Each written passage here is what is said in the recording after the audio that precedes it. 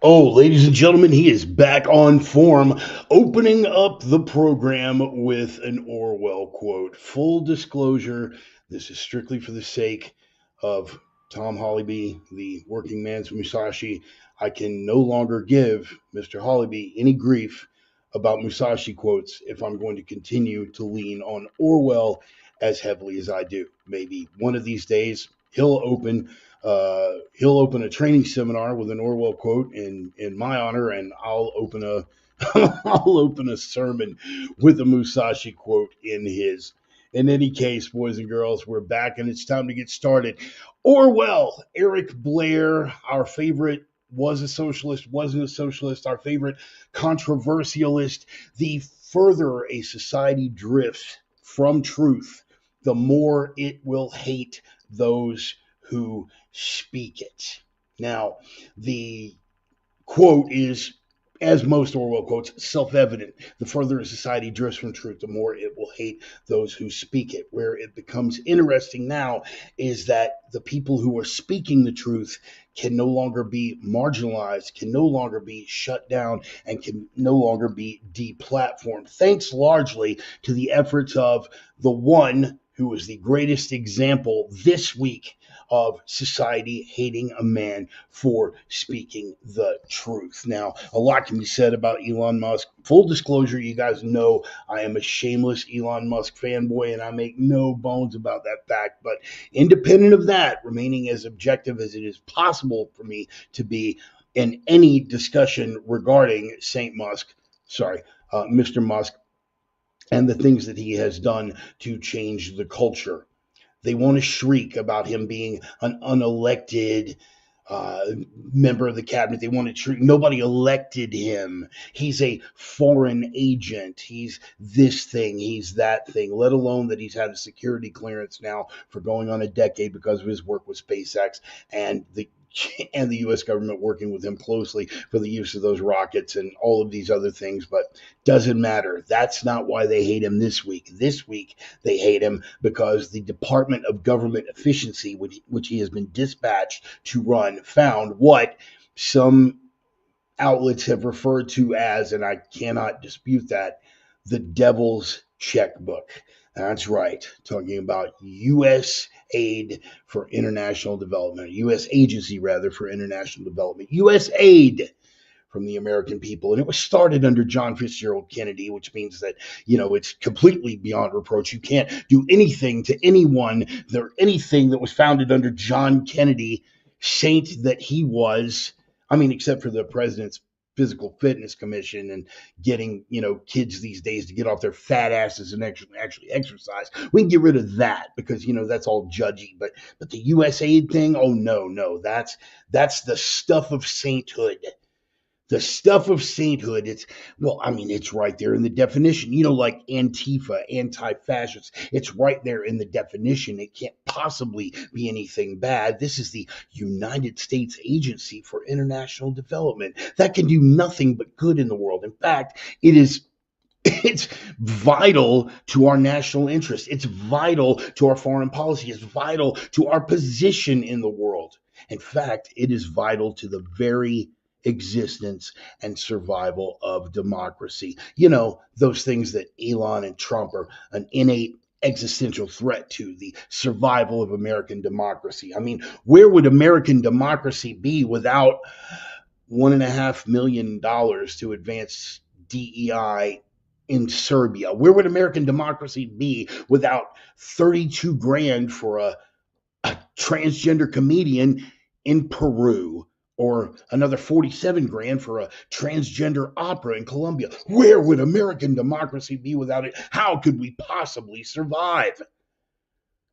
16 million in funding for institutional contractors in gender development offices in foreign countries. I mean, that sounds to me like nothing less than essential for the very survival of American democracy. Now, obviously, I'm being sarcastic. It's, and that list of overreaches doesn't even begin to go on to it. We're going to get into it later in the program. But the histrionics of the reaction were as predictable as they were pathetic.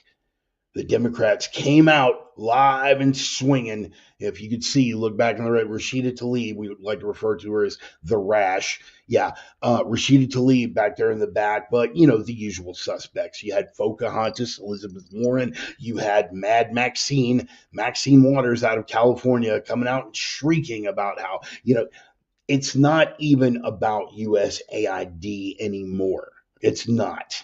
It's simply about the fact that USAID was the root of, and this is something else we're going to be covering later in the program, this was the root of all of their cash. This was their money laundering operation. There has never been any grassroots support for these people. All of the illusion of grassroots support was coming from USAID giving money to leftist political outlets, leftist media outlets, leftist media influencers, and leftist social media influencers, who are all, by the way, from Politico on down to Vaush, in a complete panic because their checkbook is about to get its nuts cut out from under it. That is why they are in a tizzy. It's not about threats to democracy, judging from the way that they behaved under the last administration. That's right. We came within a hair's breadth of that bullet. That's them over there. They homeschool, read their Bibles, and grow their own food. And it's a funny little meme until one looks at the weaponization of the Department of Justice under the Biden administration. And again, I'm not blaming Joe. Joe doesn't know what planet he's on, and it's time that we stop blaming him. Is he a demon? Is he a pedo? Is he a nasty human being? Absolutely. Is he to blame for anything that happened in the last 4 years? Absolutely not.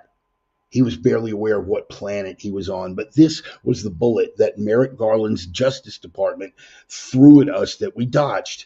That's them over there. They homeschool, read their own body. And you think this is hyperbolic. You think this is exaggeration until you do the dive on it and realize the maliciousness of the prosecution. They referred to parents at school board meetings as domestic violent extremists. In fact, domestic terrorists. This is all documented. This isn't, hyperbole coming from the Fox News crowd. This happened, and we dodged it. And now this crowd, you know, that one in the middle there who's still trying to convince you that she's a Native American, and that psychopath standing to her right, our left from this viewpoint, talking about Maxine, trying to convince us that A, she's anything resembling an actual hominid and barely above articulated simian. I said what I said. You can take that any way you want. The woman is a lower primate on her best day, and she's going to try to convince us otherwise, while at the same time trying to tell us with a straight face that that's really her hair. I digress. They are now trying to convince us that this man right here, this terrible threat to democracy, is going to be responsible for the rise of right-wing death squads. I would that the conservatives had that kind of spine and stones, but they do not. Now, even if the intent were as malicious as the left likes to portray it, even if the intent were there, and even if the support were there for such a thing, we are still not at a point where the left can't just walk right over, even with the minimal influence that they've been able to maintain. Again, man, you are looking at a society that has drifted from the truth and hates those who speak it. But now the tide is starting to turn, thanks largely, oddly enough, to this man buying X as a platform. But don't be deceived.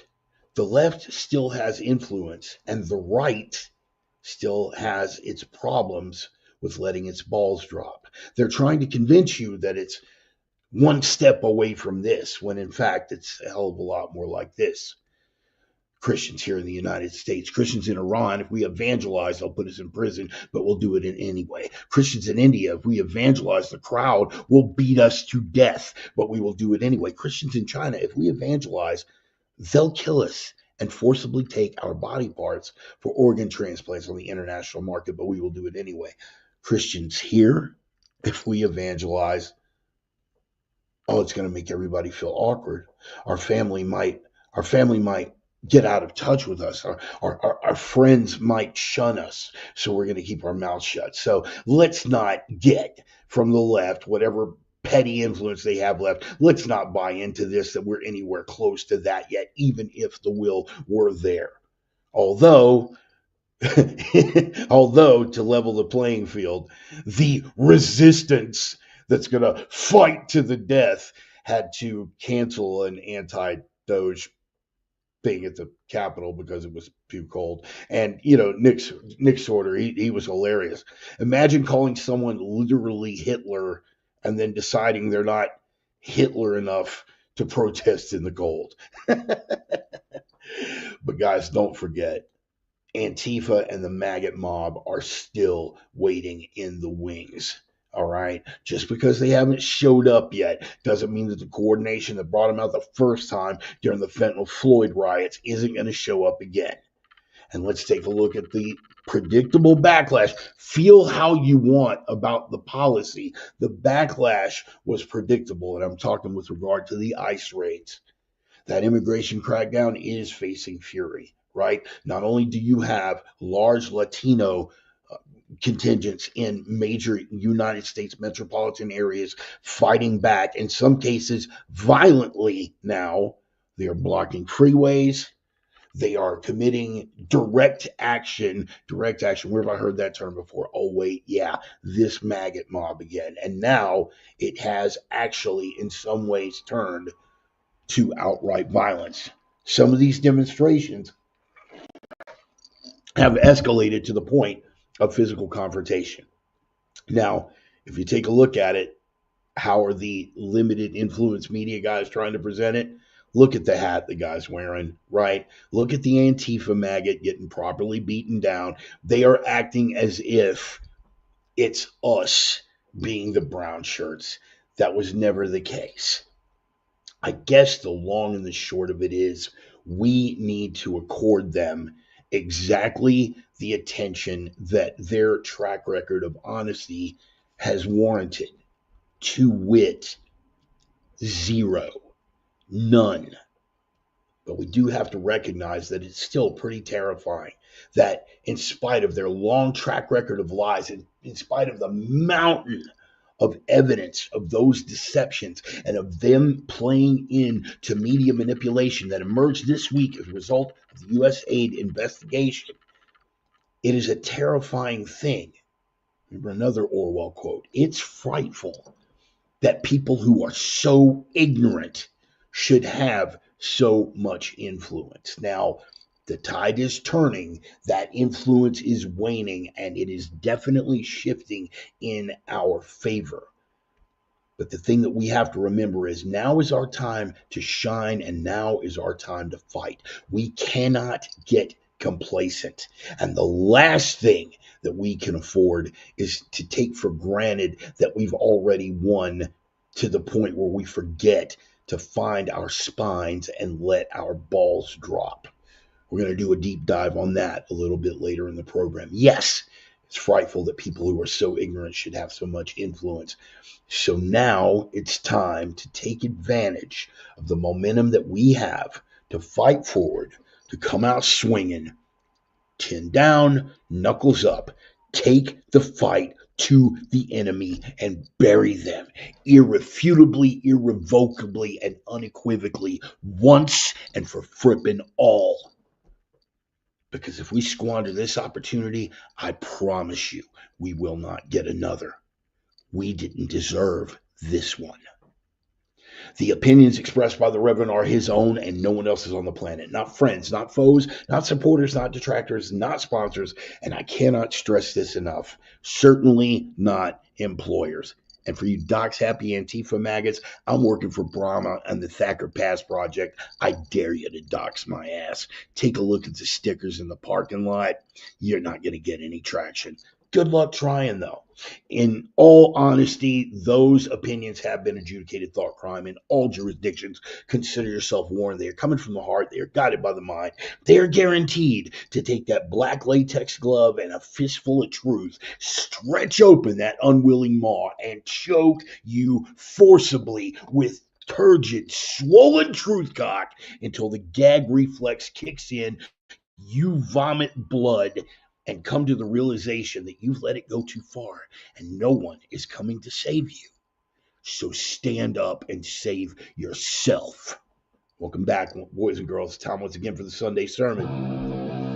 Ooh, maybe the caffeine talking. Don't know. It's a lot of enthusiasm. It's been a good day. It's good to be here. Good to see y'all. See where the fire is. Everybody in for the drum roll, please. Come on. Yes, sir. Hard charging out of the starting gate as we always endeavor to come charging out of the starting gate. The gut stomping rock and roll band Red Desert, from the smoldering embers and crumbling ruins of the once great American city of Minneapolis, Minnesota. The name of the band is Red Desert. The name of the track is Older No Wiser. Every week I get a little bit older. Every week you guys get to decide if I've gotten any wiser. Some weeks I do better than others. This week I'm feeling pretty optimistic about my prospects. How about we jump in, take a look at a roll call here, and see who all is on board. Yes, sir. All right. Rolling it all the way back. Dennis Weimer actually beat Clem to the punch this week. Color me surprised. OG Prophet of Doom and Reverend Ranger, Mr. Dennis Weimer. We go all the way back to the early 90s, like 1999 if I am not mistaken. Possibly even 89. I can't even remember the downtown grounds days nowadays. But in any case, the OG Sinner Sister herself, the Divine Miss Emmy. Happy to have you on board, sweetheart. Glad that you are here. Again, sorry for the little delay. We had a little production difficulty. I had to rewire everything. It was just a big old mess. Joel Allen Jackson on board from the Midwest. Do you live by the river? Do you live by the river? Yes, do you live by the river, man? A river that used to catch on fire. Brother Joel, I'm glad you're here, man. Glad you're here. The Mighty Stone here and pumped up. Good, man. I'm glad that you're pumped. I'm glad that you've got the energy. I've got the energy pumping up, man. It's welling up in me. I am ready to bring it today, man. We got a whole lot of stuff, and it's the fire's coming from the belly, man. I've got my bullet points. I got a little bit of notes to go off of here, but the fire's coming from the belly because this is stuff that we can all feel on a very, very visceral level, man. And if you can't feel it on a visceral level, you might be in the wrong building. But hang out. We'll see if we can't sway you over we'll see if we can sway you over to the true side of the force here. George is on board. Hey, everyone, hope you're all. Hey, man, glad you made it out, brother. Glad you made it out. What do we got? I'm in after a 12-hour drive and a hotel room workout at a new crane gig in Alabama. Brother Jude, out there, man. Brother of the hook, you got a new gig. I'm happy to hear that. We never did get to have that phone conversation, brother. We're still overdue for that because, I saw a lot of that stuff coming. But glad you're here. Glad you made it out. And I'm glad you got this new gig, man. Sounds like you're pretty happy with it. I'm happy with the gig that I've got going out here in Nevada. We will see each other at some point further down the road. Hopefully make it out for Broadband Gathering in March. David is on board. Good to see you. JT, last of the Grady Park hooligans. Glad you made it out, brother. Glad you made it out. What do we got here? What do we got? Man, oh man, I've been waiting for your response to this. I'm glad. I'm certainly not going to disappoint you, Vargas. Certainly not going to disappoint you on any level, brother. It has been wild. It has been absolutely wild watching this whole thing unfold, and it's just getting started, man. We are 3 weeks in. 3 weeks in. Oh my goodness, it's glorious, man. It's a good time to be alive, especially if you're a conservative. What do we got? The Lutherans taking government grants while paying the CEO $602,000. Yeah, the optics are terrible. Yes, but that's the whole thing, man. And I'm really, really glad that you brought that up. On top of all the other things, how do you control the Christians? You get involved with the clergy because authoritarians, particularly the communists, right? Remember back during the Cold War, they were terrified. Because the Christian religion was one thing that you couldn't bring under control. How do you do it? You infiltrate the clergy, right? And anyway, there's plenty of stuff to go on. It's their character. We've seen it. Yes, sir. Seen it during COVID. If you thought you would change, oh no, I never thought it was going to change, brother. Not a chance. Sorry, Ryan. I don't think that was going to get any traction for you, brother. In for the drum roll. Glad you made it. Phil Lewis, also watching from Texas, man. We got a lot of Lone Star. A lot of Lone Star stuff going on. Good stuff. Good stuff, man. Happy for all my Texas people who are on. Been praying for you, Bartman. Brother, thank you. I will take whatever support I can get by way of prayer. Definitely. And that was the Cuyahoga River in Cleveland. Toledo is the Maumee River, and Kurtz meant the Ohio River. Yeah, I know, man. We're mixing metaphors, okay, but good check. Good check. And you're holding me and keeping me honest. I can definitely get behind that. Definitely get behind that. I'm going to go ahead and fade the bumper music out here and go ahead and jump into the meat of this thing. By the way, guys, this if you look down at the bottom here, this scrolling tape ticker down at the bottom, that is because some people ask, I always give it when I pass around that digital collection plate at the end of the program, everybody's like, wait a minute, wait, I didn't catch that. It's like, Cash App, Venmo, PayPal, all the other stuff, but they don't know what to send it to. Like, they don't know what my name is on Cash App or PayPal or any of those things. So they don't know where to say, hey, like, dude, man, we want to toss you something, but man, you go through it so quick and we don't know who you are and we can't look it up like on Cash App and some of this stuff. It's not. But I'm gonna scroll this down here at the bottom periodically, like throughout the program and things like that. I'm gonna pull it up because it is a little bit distracting as well, and I don't want that to be like the prime motivator or any of this stuff that's going on. But these are going to be the places if you want to drop a little something in the collection plate or whatever. That's who I am on PayPal and Cash App and Venmo and all of your thought. What is your thought on Trump's religious choice that he made this week? Well, it depends on which religious choice we're talking about. Whether he was practically servile for the interest of the Christ-denying nation of Israel, or the way that he switched it up in the middle of that press conference, which I thought was very, very interesting. And I really don't think that Netanyahu had been advised. Oh, the White House counsel. Yeah. Prosperity gospel chick. Is that who you were asking about? Yeah. Not thrilled about that. I mean, in all honesty, it could be worse. Could be Osteen. But you're still dealing with prosperity gospel, man. And I can't get behind that. Now, granted, in all honesty, at least, and there's no lesser of two evils here, but number one, let's be honest. Trump, if he has come to the faith or if he has any tangential connection with the actual faith, it has been very, very recent. And largely owing to the fact that that bullet missed his head by less than a centimeter. The coexist stuff. Yeah, I'm not feeling it. I'm not feeling it, George. I mean, long story short, I'm not feeling it. I'm really not. But then again, how much? I mean, if I'm expecting, I can't be an ideological Puritan, right? Like right now, and you've heard me say this before. Like for the sake of the winning team right now, which is, are you sacrificing? Are you sacrificing some personal integrity by getting behind if he's not 100%? Yeah, you are. You're definitely, and I hold myself to that same exact standard, but we got the best example that I could give you right now, George, of the point that I'm trying to articulate is he got rid of Roe v. Wade, didn't he? Yeah, he got rid of Roe v. Wade, right? And he did that largely by, even though he is not 100% committed to pulling abortion off the table, even though he is leaving it to the states, he's still got something done. And a lot of people were like, well, if he's not going to, like a lot of conservative men and women were like, if he's not going to commit 100% to a complete ban on abortion, then we're not going to vote for him. Okay, great. And that accomplishes what exactly, right? That accomplishes what? Like handing it back over. Like just letting the baby butchery continue. Because if you're not going to vote for somebody who's at least going to put a stop, yeah, you understand what I'm trying to articulate basically here, George, is the fact that, look, dude, we can't. You got to take. You got to take the victories where you can get them, right? Ultimately, particularly for people like you and I that walk in the faith, it doesn't matter, right, who the figurehead is at the top of the thing, because Boss Man's got it. Boss Man's got this. He's going to get us where we need to be by hook or by crook, right? With regard to who's going to get us to the next level and who's going to get us one level beyond that and who's going to get us one level beyond that.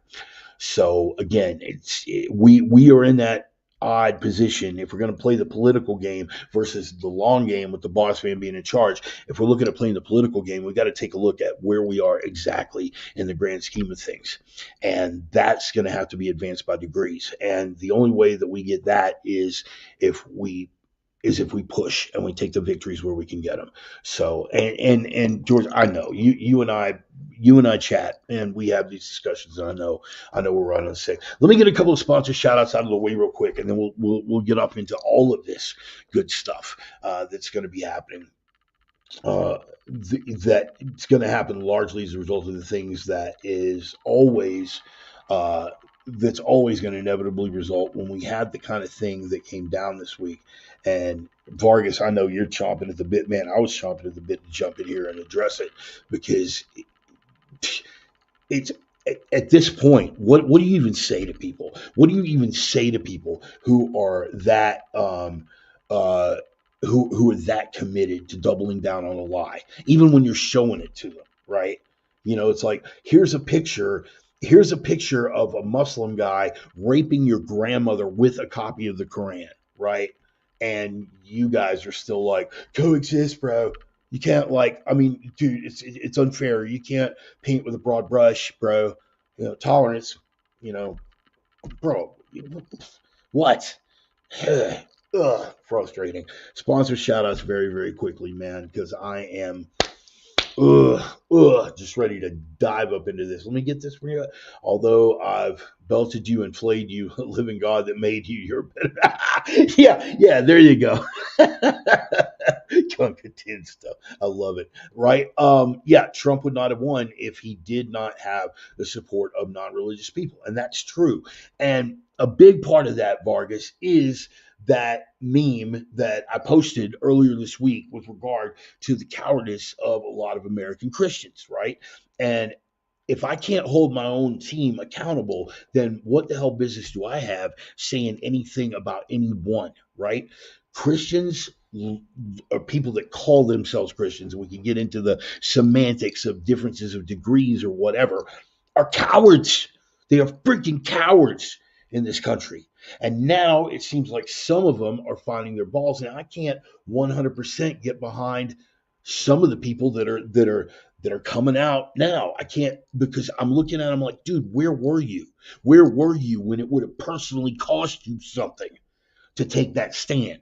Where were you when it would have personally cost you something to take that? Where were you? Right? But now Trump's in, and you think, oh, we've got the, how are you any different?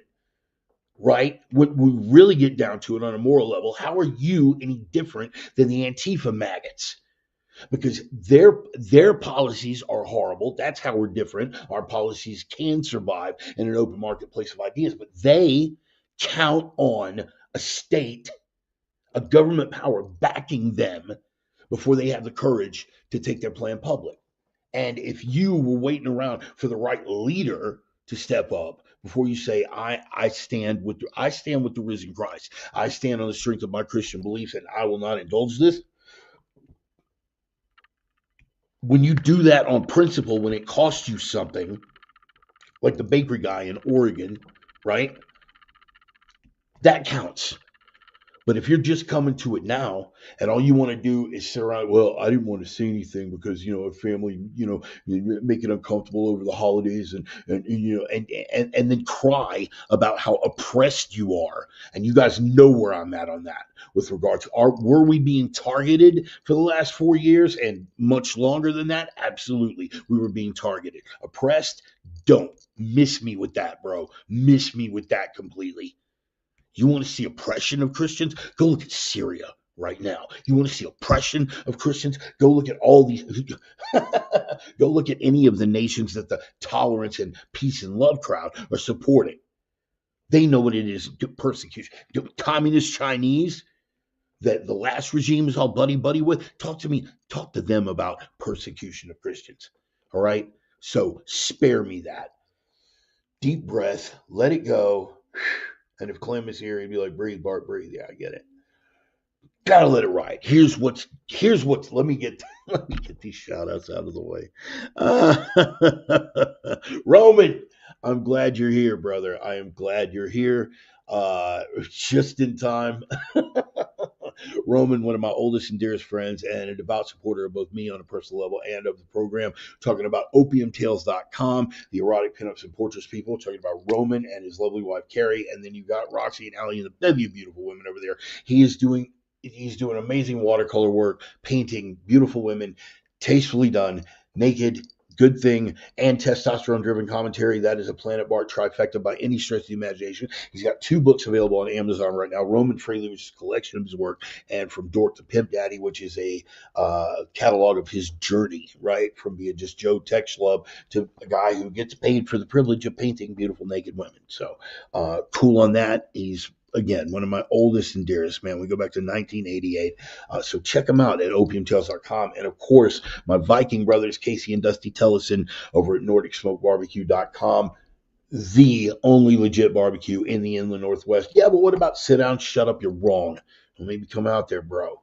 I'm telling you, you better track on this. The only legit barbecue in the Inland Northwest. The Viking Longship, the smoker trailer, is sailing the asphalt seas. They're doing catering gigs. They're setting up all over the place. And as always, they will do your event, man. They will do your event. Or, if it's not even an event, let's just say I really want a badass backyard, settle in, bring all the homeboys over. We're going to have some badass barbecue. We're gonna whatever, man. You got a gym, right? We're gonna get in. We're gonna have an iron session. We're gonna learn some new skills, whether it's combative skills or strength building skills, whatever. And we're gonna cap the day off with some badass barbecue. And you're in the Spokane area.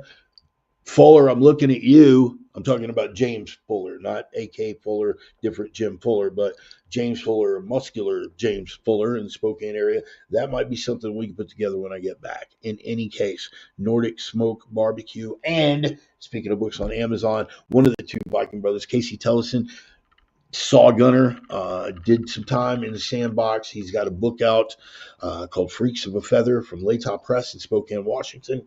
It is a combat memoir that started out as a suicide note. It is a phenomenal book. Anybody who is here over in the comments, over which way am I pointing? Over that way. Yeah, that way. Into the comments over here, which I'm actually pointing to my left away from where the comments are on my screen over here. Again, the caffeine, man. In any case, any of the people over here can tell you who have read the book. It's a phenomenal book. Any of the people over here in the comments who have experienced the barbecue can tell you it's some badass barbecue as well. So definitely cool. And look who decided to join us, brother Doug Turtle. Glad you're on board. Turtle, I want to share this. I want to share this with you and with everyone, honestly.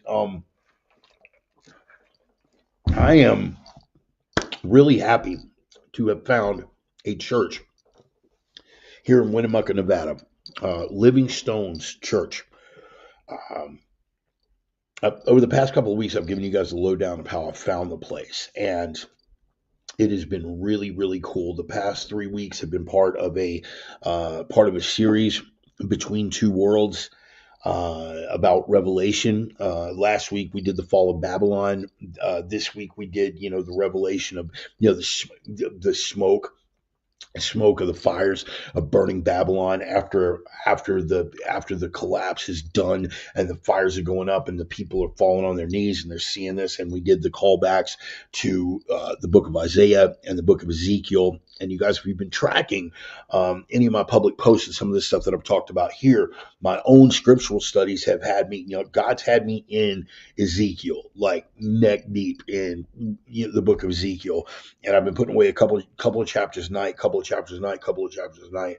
And there are a whole lot of callbacks to that in the book of Revelation.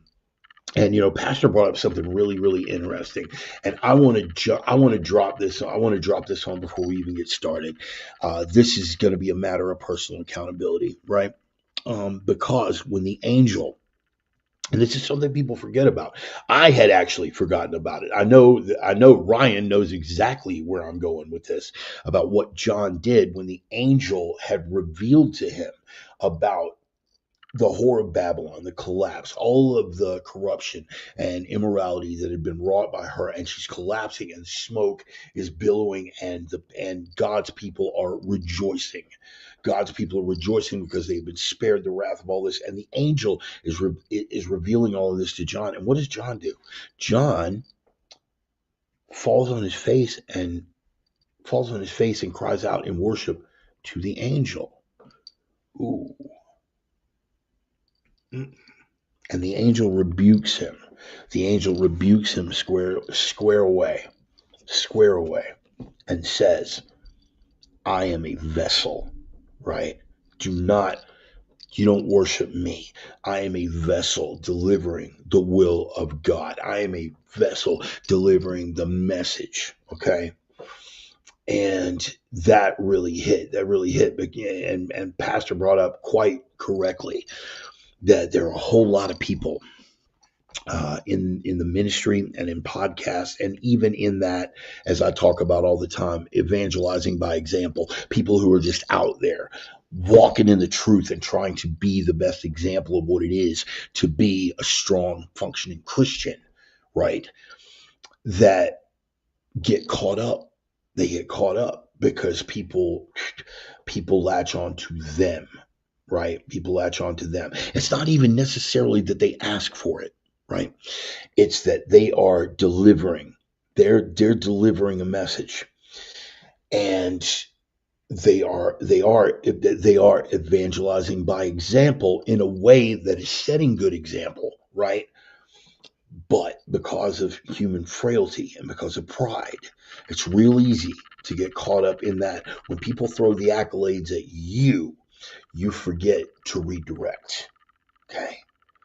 Um, if any of you catch me behaving in such a way, and I've said this since my return to the faith, if any of you catch me behaving in such a way that it becomes about me instead of the message, I expect you, and I know that everyone here would fully step up and check me in a second, because on my best day, I get a co-writer credit. Okay, that's it. And I am only capable of living in, when I talk about evangelizing by example, I am only capable of living in a way like that because of the way that God is working through me. That's it. Okay. So now that I hope that in my endeavor to do that, right, I can set some kind of positive example, right? But always remember that I'm just a vessel, man. That's it.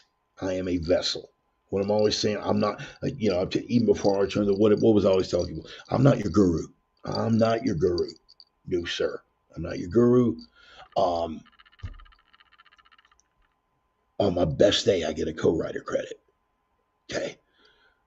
And I think we all, particularly my brothers in Christ and my sisters in Christ on here, hey, man, that was a really good, no, dude, thank you. The way to acknowledge that is, man, I love the way God is working through you, right? I love the way God's working through you. I like the way that you carry the message. I like the way that you can be a vessel for the message. But I like the way that God is working through you. Right now, not to be telling tales out of school, but um, I'm looking at someone who is very, very close to me on a personal level, and the way that God is working through this person and watching this person's growth, right, in Christ. And it's beautiful, man. It's beautiful. But I don't show it. Hey, you're doing a great. It's no, man. I love watching what God is doing through you. So I just wanted to address that as a matter of accountability thing because that really hit, and this morning's message really hit as well. All of the all of the stuff in the Book of Revelation, and we were on chapter 19 this morning, and you guys really should, man. You guys really should, and if you can get something with the references that will take you back from the Book of Revelation to the work of the earlier prophets like Isaiah and Ezekiel and things like that, it'll really bring it home for you. But that fall, that fall, whew, that fall is something that we're getting to experience right now in real time. Observe it. Even for those of you who are not in the faith, even for my secular friends, we are getting to watch the collapse of the order. If you don't want to accord it any sort of spiritual significance, we are getting to watch the collapse of a political and social order that damn near, because even if you're not in the faith, you can look at good and you can look at evil, right? There are certain things that we can pretty much agree on. And again, we'll come back to the easy one that I never get tired of beating people over the skull with, because how did we let it get to this point? Cutting the sex organs off healthy developing adolescents and calling it health care. We can get behind that and agree this is evil. Okay, right?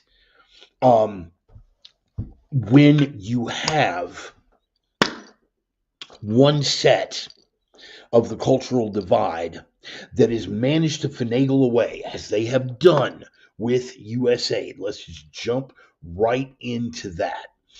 One of the things that you guys have heard me go over, and Vargas, I think you might have even been here for a couple of those, was back in the day, it's like, how do they continue? Because allegedly these media fronts are for profit, right? They're for profit media outlets. All the things that were pushing this cultural thing toward cultural Marxism and actual Marxism, all the push, trying to generate the illusion that there was grassroots support for this. No, really, man, large swaths of the American public are totally down with saying that a OD'd fentanyl addict was more consequential to American civil rights history than Martin Luther King. Put on the smile. Unreal. And looking at you as if you are somehow in error intellectually for not recognizing the innate greatness of that thought process, right? You have heard me lament, how does this work? How does this work?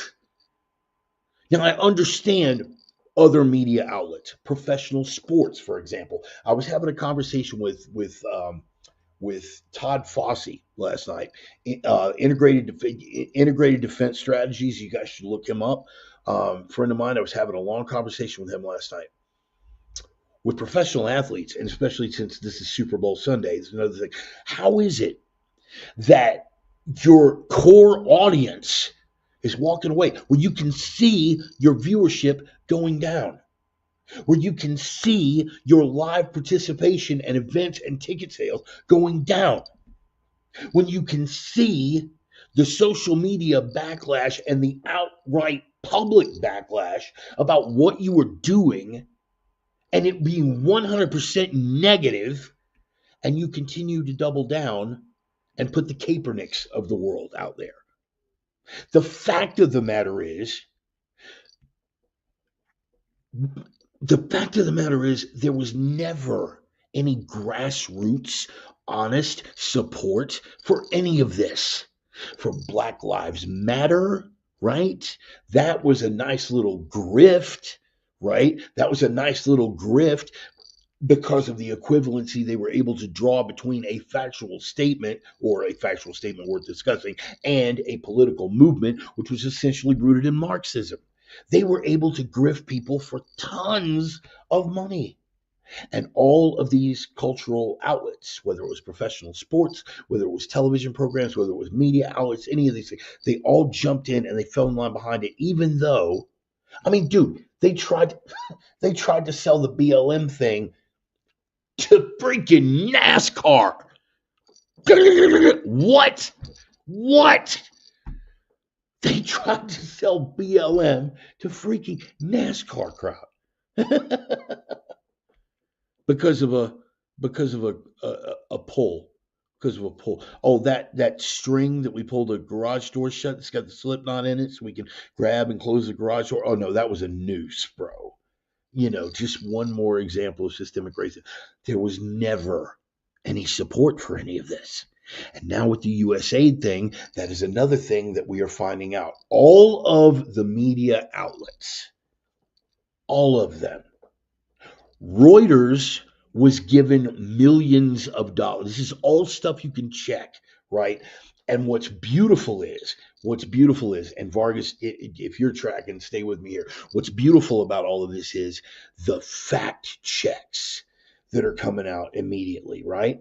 The fact checks that are coming out are the same people that lost their credibility by lying on every single fact check, by doing the intellectual gymnastics required to say that I said 2 plus 2 equals 4, but I did not specifically address that 2 plus 2 did not equal 5. Therefore, I left open the possibility that 2 plus 2 could equal 5. That's their fact check. Okay? But the fact checks are coming from Washington Post and everything. And let's just look, all of this stuff. And again, the fact checks that you're going to hear, oh, that spending was mischaracterized, right? That's the one that I'm seeing the common theme on. I'm just going to roll through that. This isn't even the worst of the offenses. You ready for this? And you can look up any of that. I'm not going to beat it to death because there's no need, right? $4 million of funding for the Center for Climate Positive Development. Okay. Okay, and let me see. When you're getting a $4 million grant from the United States government, you're going to be able to be objective in whatever it is that you're doing with regard to climate science. $12 million in support services to the Bureau of Resilience, Environment, and Food Security. Can somebody even tell me what the hell that means? Anyone? $6 million in non-emergency funding for redundant administrative supports for the Center for Excellence. In other words, we're already paying our executives, but we need backup executives that we're going to keep on the payroll just in case something happens to our primary executives. Oh yeah, I'm sure nothing's going to get lost there. $600,000 to fund technical assistance for family planning in Latin America. Ponder that for a second. Family planning in Latin America. What is the primary religion in Latin American countries? What is it? Help me out here, guys. Help me out. Some guy with a big pointy hat. Rome. I'm thinking about Rome. Catholicism. And we're going to spend $600,000 to fund technical assistance for family planning in Latin America. At that point, you have to admit one of two things. Okay, you have to admit that either you haven't thought this through all the way, right, or that we are deliberately trying to undermine the religious authority of the Catholic Church in Central America. And you can feel about that how you want. There are some people out there, well, it's good that they're undermining Catholics and bad, screw Rome. And okay, cool. Feel about it that way. But can we at least honestly address what it is? $50 million to fund condoms in Gaza. So I want you to do something with me on the fly, really, really quick. $50 million to fund condoms in Gaza. Okay? Let's just open our thinking. Let's assume that you and I are just complete tone deaf idiots. This is the first time any of this has come to our attention, and we're yet rational thinking creatures. So I see $50 million to fund condoms in Gaza, and I think to myself, 50 million. Gee, that seems like an awful lot. My first question is, and you can do this with me. We're going to do it live together. Come on in, guys. Get close. Ready? How many people live in Gaza? 2.142 million.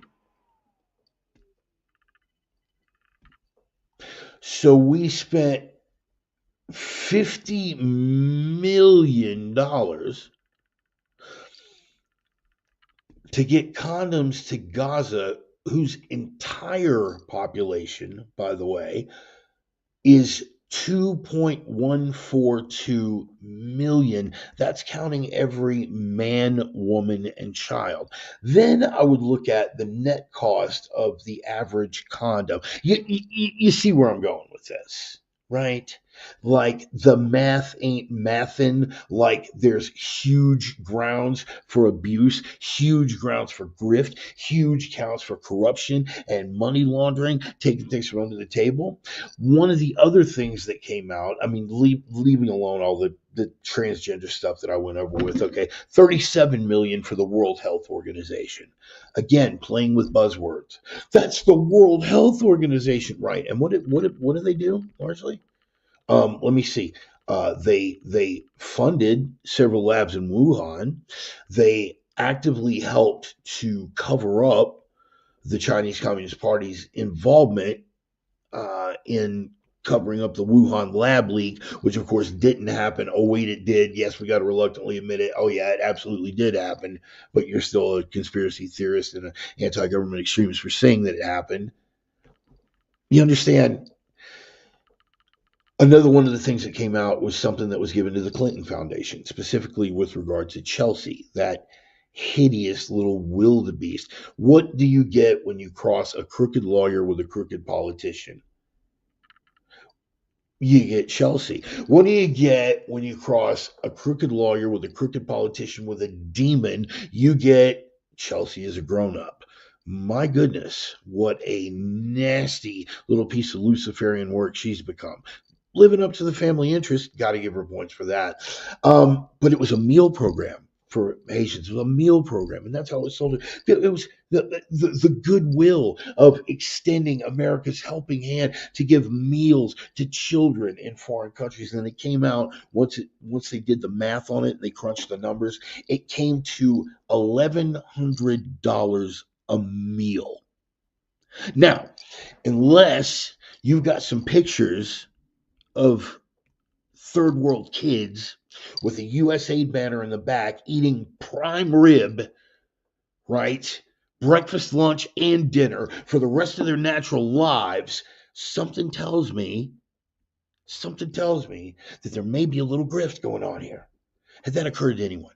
Anybody want to think about that? No, right. So why are we mad at Elon again? Oh, yeah, we're mad at him for calling it out. We're mad at him for calling it out.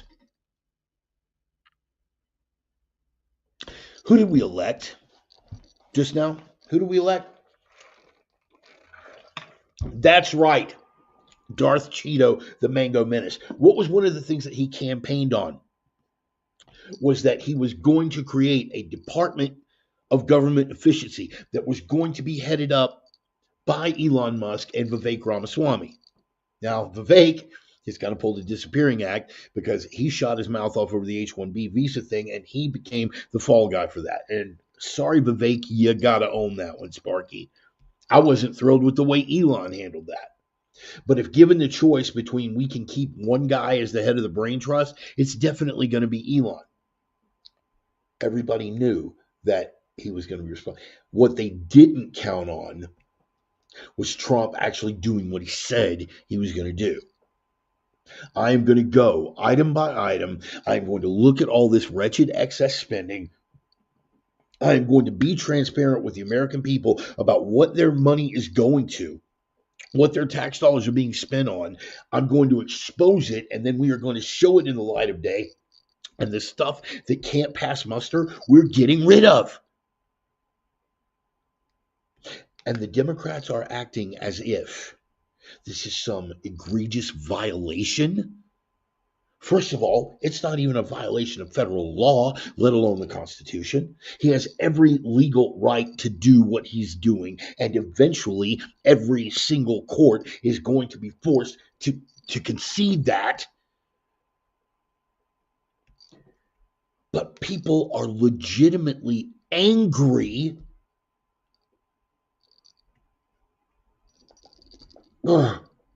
People are legitimately angry that it's being brought to the light of day, these ridiculous things that your money is being spent on. Now, granted, there are certain professional comedians and other folks of a hard left nature that are legitimately upset that this is happening. Can they articulate why they're upset? No. They can articulate the fact that Trump is doing it and therefore it is bad. Let me explain something to you. It was one of my least, I'm trying to think of one of my least favorite people on the planet. I don't know why, but the one that's popping in my head right now, Bono, right? Bono, singer for U2. You guys heard, I felt terrible about this, about his boating accident, right? You heard about Bono's boating accident? Oh yeah, it was, dude, it was terrible. It turns out he was out walking on water and got struck by Jeff Bezos' yacht. It was an embarrassing situation all the way around. I'm sorry, that's a terrible joke. I'll give you a worse one. What is the difference between the Carpenter and what's the difference between Bono and the Carpenter? The Carpenter doesn't think he's Bono. Yeah. Uh, let's say Bono came out and started exposing these things. I'd be praising the guy's efforts. If I want you to imagine the person you hate viscerally, more than any other human being on the planet, and tell me that if they were coming out and saying the government is spending your money in these horrible, stupid ways, here is how they're doing it, and here is how we're going to make it stop happening, that you wouldn't be able to. Thank you, Fauci. If Anthony Fauci, regardless, I mean, like right now, Zuckerberg's having his moment. He's having his come to Jesus moment right now. Yes, I worked with the government directly, and I censored all these things, and I let the FBI tell me, what I could and couldn't. He's coming out and saying this right now. Is he doing it to save his own ass? Yeah. Am I going to reject any of the things that he's saying simply because he was a shill and therefore cannot be I'm not going to trust him fully ever. But the good news is he can verify all the things that went on.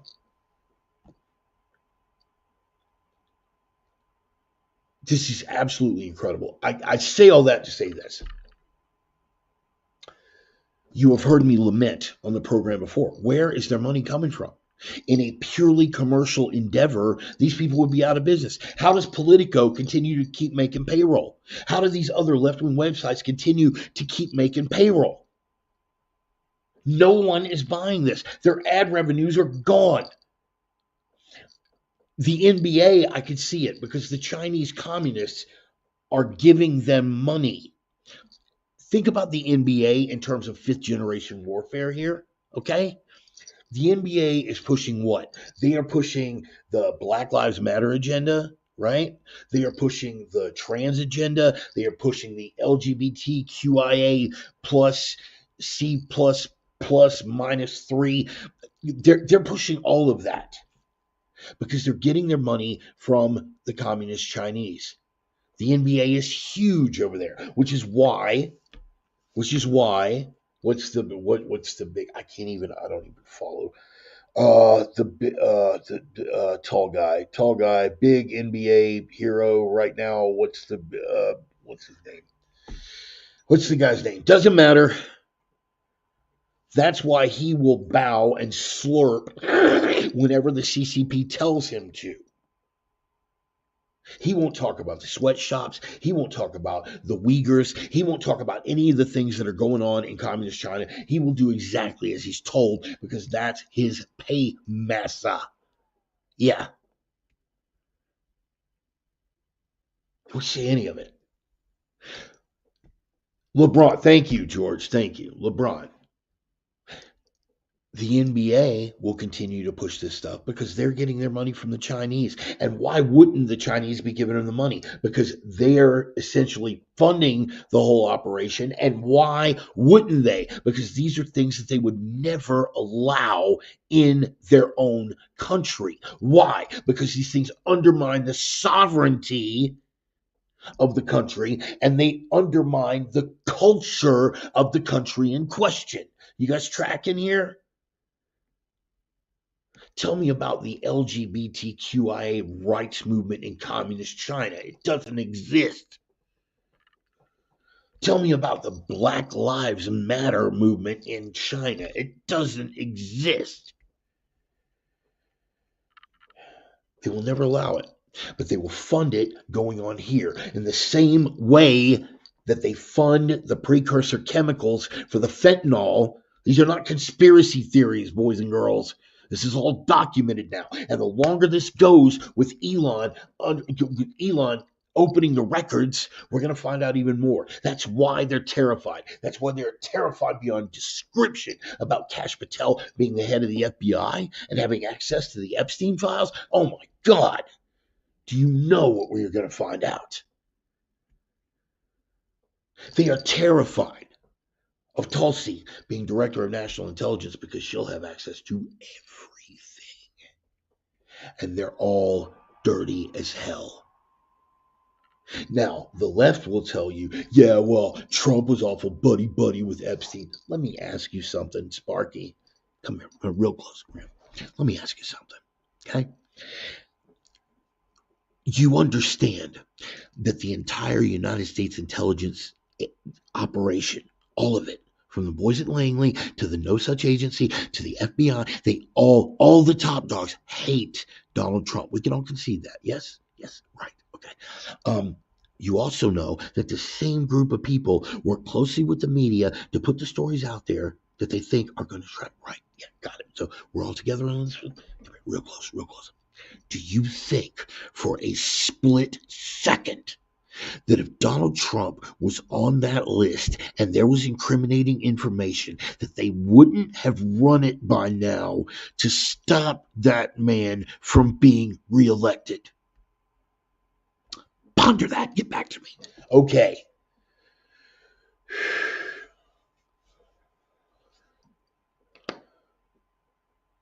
It's unstoppable, people. It's unstoppable. It is absolutely unstoppable at this point. And it's a beautiful damn thing that we are witnessing. This is only the beginning. This is only the beginning. This is what happened when he found one particular agency. What do you think is going to happen when he gets around to auditing the Pentagon? What do you think is going to happen when he gets around to auditing, I don't know, the Federal Effing Reserve? Huh? What do you think? What do you think is going to happen there when all these secrets start coming out? Huh? I didn't get to one in the opener. I'm posting it right now, and I'm going to share this with you. You remember this fella from 2012? Ron Paul, look behind the curtain, has revealed a horrific truth. Nearly the entire mainstream media worldwide, ponder that, has been funded by the U.S. government under USAID. From the BBC to the New York Times and Politico, at this point, it might be easier to find out who USAID has not funded in the media sphere. We miss you, Dr. Paul. We miss you. Sadly, it is our crassness and vulgarity that denied us a President Ron Paul. If Ron Paul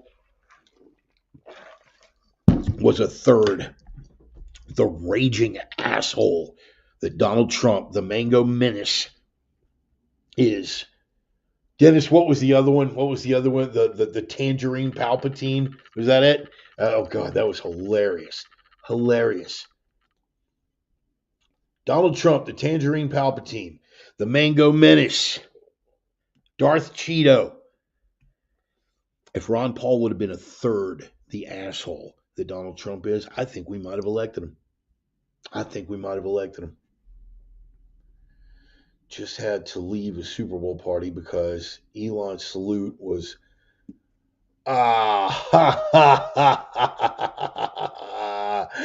Oh wow. Just had to leave a Super Bowl party because Elon's salute was white power, they feel, but the rest of them doing the same thing was of the heart and not malicious. Yes, of course. Of course. This is where they're at.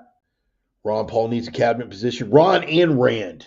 Ryan, since we're appointing the Paul family to cabinet positions, I think Ron and Rand deserve, at the very least, if you're going to make, and I think Joel Salatin deserves to be at the Department of Agriculture. And if you guys haven't done the deep dive on Joel Salatin, you should. Angel Studios has just put out a documentary on Joel Salatin. Not only is he a devout Christian, but he knows what is necessary to run healthy food and healthy farms and healthy everything.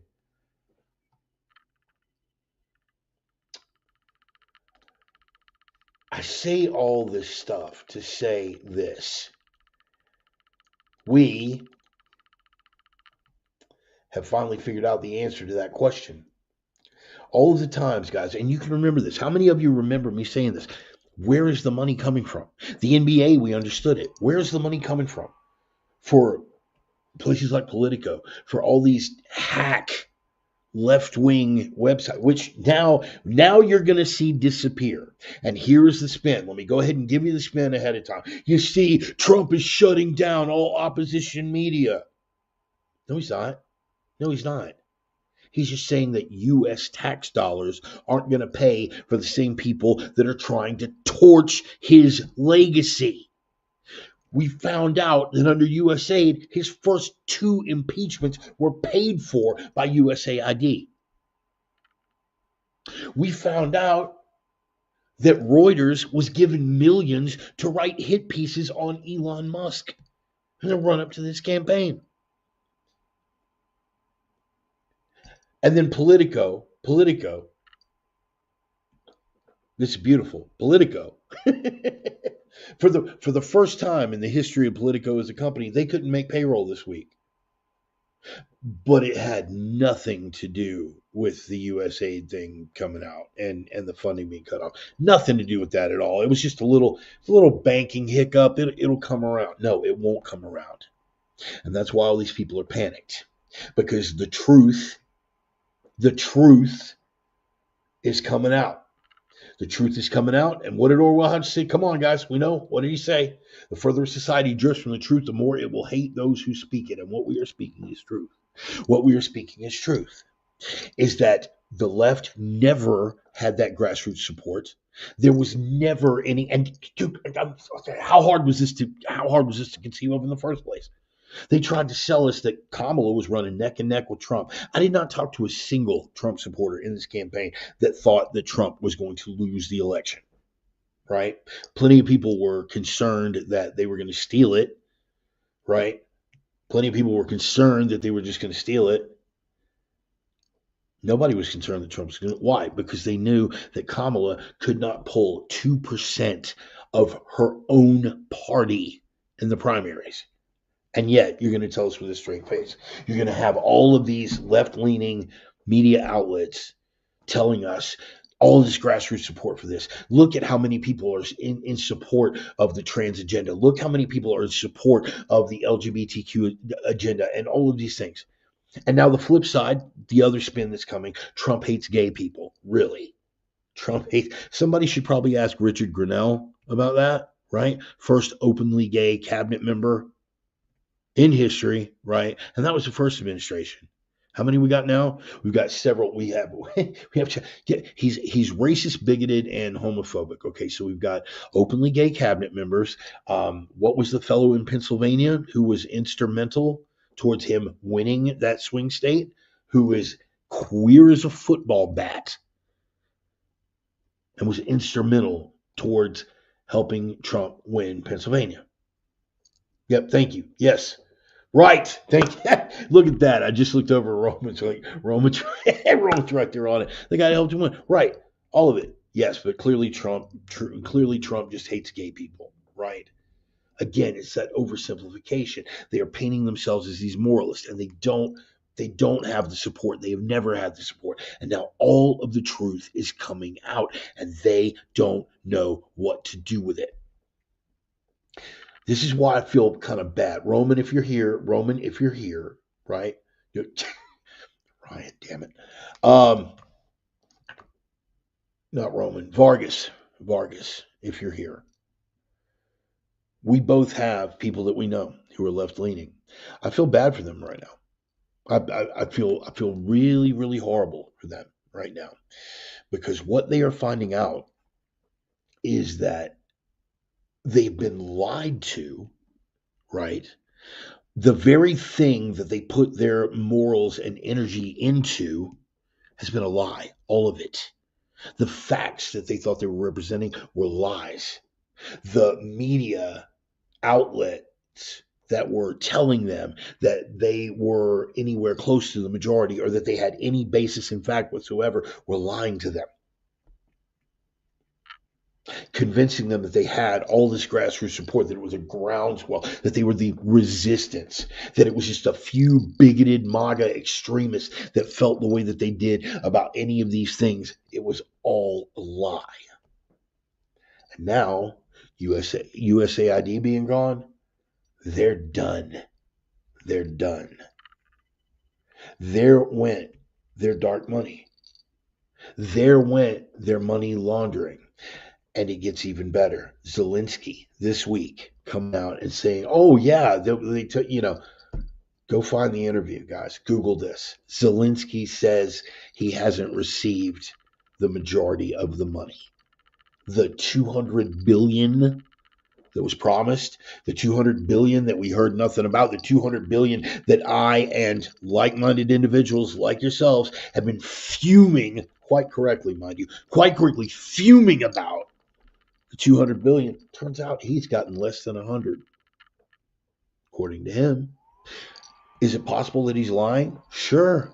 In the same way that they've been lying all along, including these media outlets that were paid by USA. Do you understand? It's the self-perpetuating lie, all in service of what? Two words, guys. First one's deep. And get off Pornhub for the second one. First word is deep. State. All of this perpetuating. It is the way that propaganda machines work, for the sake of the machine, for the sake of the regime, for the sake of the all-powerful, and it's all gone now. The only thing they have left are the legacy media outlets, some of which were receiving funding from USA, but were already on their death knell.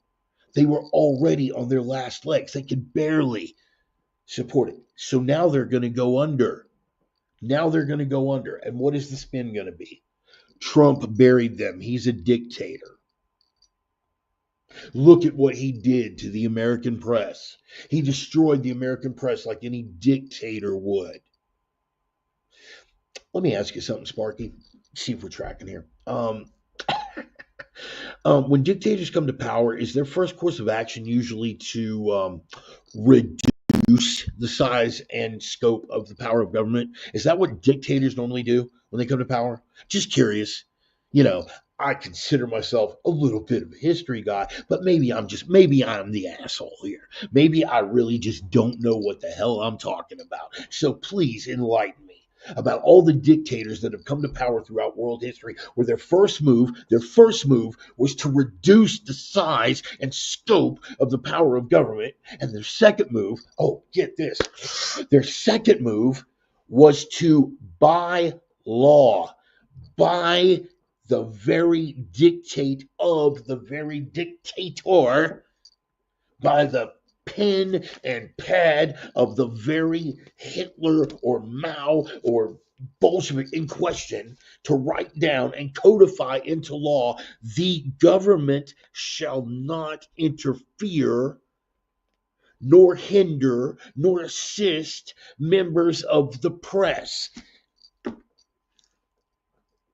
First dictator in history to outlaw government censorship. I guess that stands to reason since it's the first insurrection in history where people showed up without guns.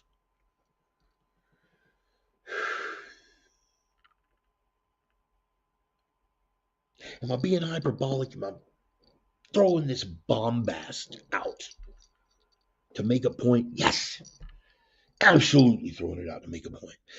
Because these lies, these contradictions, self-contradictions, are so patently obvious that a 7-year-old being told these stories within the context of a dragon in a fairy tale, a 7-year-old would look at you and go, Dad, this story, I got questions, Dad. I got questions.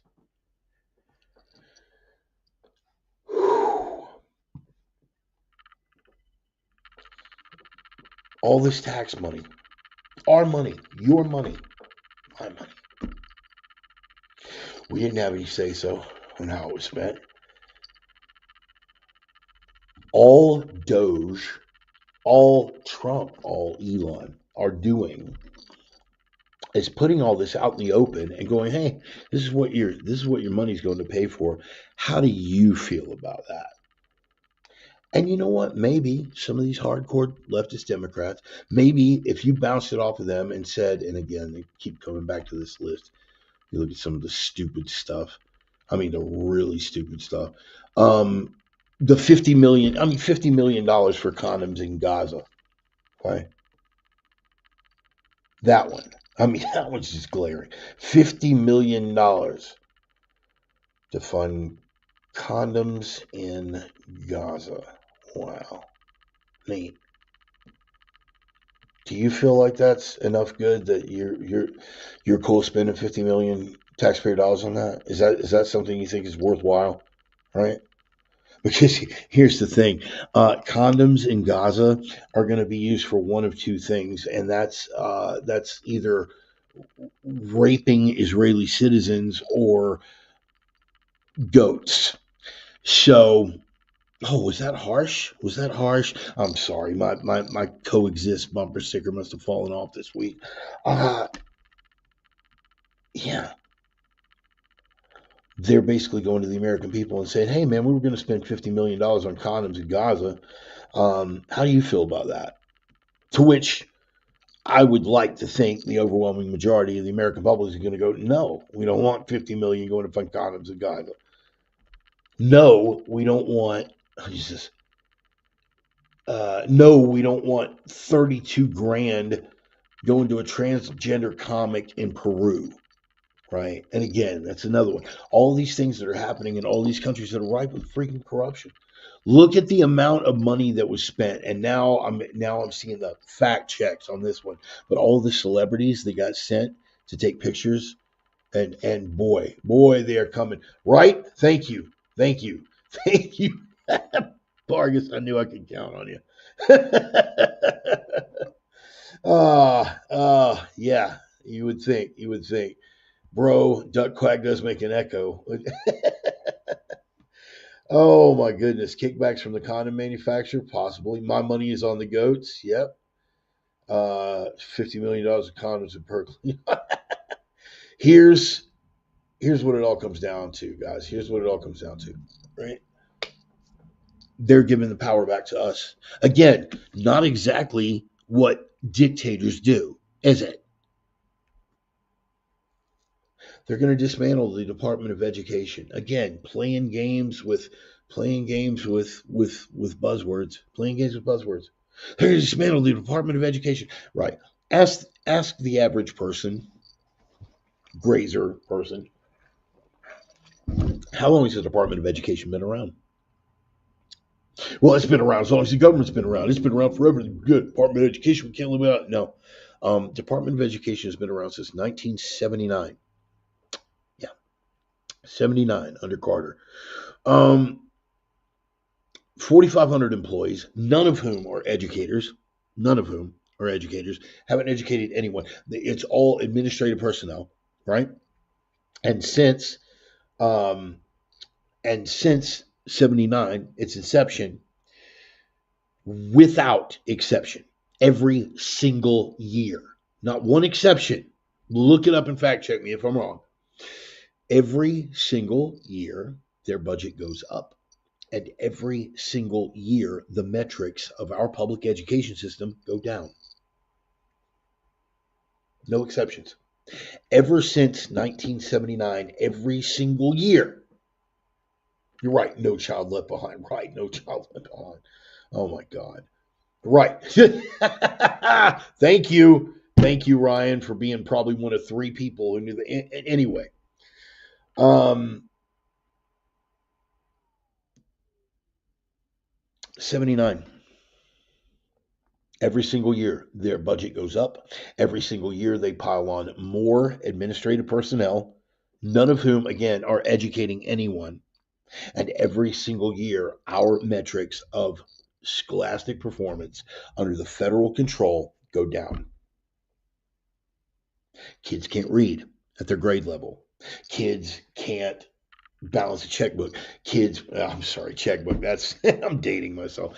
Kids can't balance a budget. Kids can't do basic math. Kids know nothing about their history except Bad Whitey and all of the founders owned slaves. That's what we know about our history.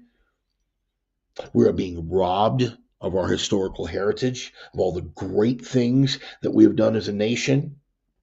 It is socialist engineering, which is why it can only be put together on a federal level. And Trump wants to give it back to the states. Wow. Like he did with the abortion thing. Right. Gives it back to the states. Why it's almost as if he's going with the original intent of the founders. And of course, the shrieking has already begun about Roe v. Wade. Oh, yes. Put on those red robes and hoods, ladies. It's just like Gilead. You can only preemptively murder your baby in 47 states now. Just like Gilead. Oh, what oppression, forsooth. And in only 11 states can you preemptively, selectively murder your baby up to the moment of birth. You can only do that in 11 states. Just like Gilead. Such oppression. Am I without sympathy? No, I am not without sympathy. Do I understand that there are larger implications here? Yes. Do I understand? Do I understand body sovereignty? Yes, I certainly do. The same people telling us that we need body sovereignty to be able to preemptively murder babies tell us that we can't refuse a shot if we're a military officer without being dishonorably discharged. Yeah, man, talk to me all about body sovereignty and autonomy. But even if I stand on principle with regard to that, Trump has always, before he was even a Republican, he has been consistent in one thing, that there should be exceptions, that rape, incest, and when the life of the mother is threatened, there should be a. Trump said that. The guy that had Roe v. Wade shot down, same Roe v. Wade, by the way, that Ruth Bader Ginsburg said was bad law,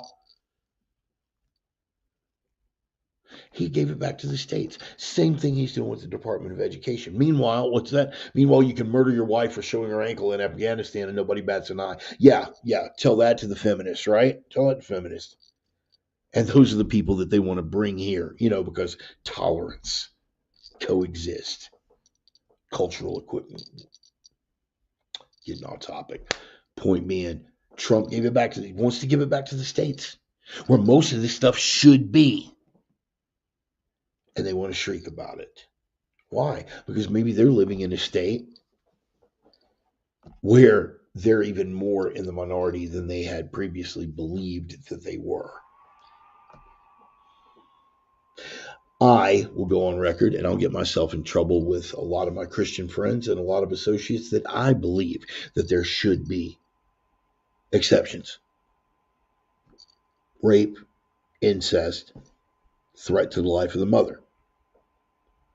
I am of the opinion that those three should be exceptions. Okay. I want that stated clearly on the record. That is my opinion. Okay. Should we do a number crunch on the actual percentages of the numbers of cases where it's rape, incest, or threat to the life of the mother? You want to do an actual deep dive on the numbers? Because every time I bring up the thing about late term abortions and could you kill the baby up until the moment of birth, I get, oh my God, those circumstances are so rare. It never happens. How can you bring up something like that? Okay, cool. If it never happens, then why do we need to codify it into law, first of all? But if you're going to talk to me about rare exceptions versus the norm, why don't we do a hard dive on the numbers, the actual percentages of abortions now that happen as a result of rape, incest, or a threat to the life of the mother? You want to do that? If we're being open and honest and we're engaging in honest discourse here. Again, I'm way off topic. He's given the education back to the states. He gave Roe v. Wade, gave the abortion policy back to the states. Getting rid of the Department of Education, he's going to give that back to the states. All these federal agencies, okay, all you people gripe, and you gripe, it didn't matter on the left. You constantly griped about back in the day, the left were the ones that wanted the FBI eliminated. You know, that little thing called COINTELPRO? Anybody remember that? Yeah. FBI and the ATF. Anybody remember a little church outside of Waco, Texas, back in 1993? Anybody remember that? How am I equating the two? The left hated the FBI and wanted them abolished as a threat to threat to constitutional protections. The left wanted that eliminated when it affected them. The right wanted it eliminated when it started affecting them. Although enough of a contingent on the right, anytime the FBI overreach, could say this is wrong. What they are doing to you will find more conservatives upset over what the FBI did to the Black Power movement, over the FBI's action against civil rights figures, against now when the FBI is working against actual militant organizations that are funded by communists, all of a sudden scales balance back out again, don't they? Am I not communicating clearly enough here? Okay.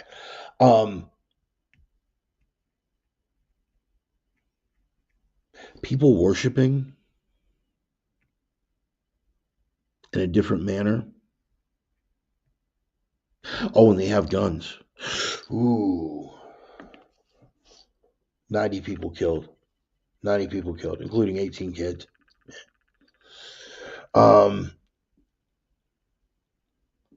People guilty of what amounted to low-level misdemeanor firearms offenses wind up getting a 13-year-old boy machine gunned to death, and a nursing mother, while holding her infant daughter, shot through the head. And y'all cheer that on.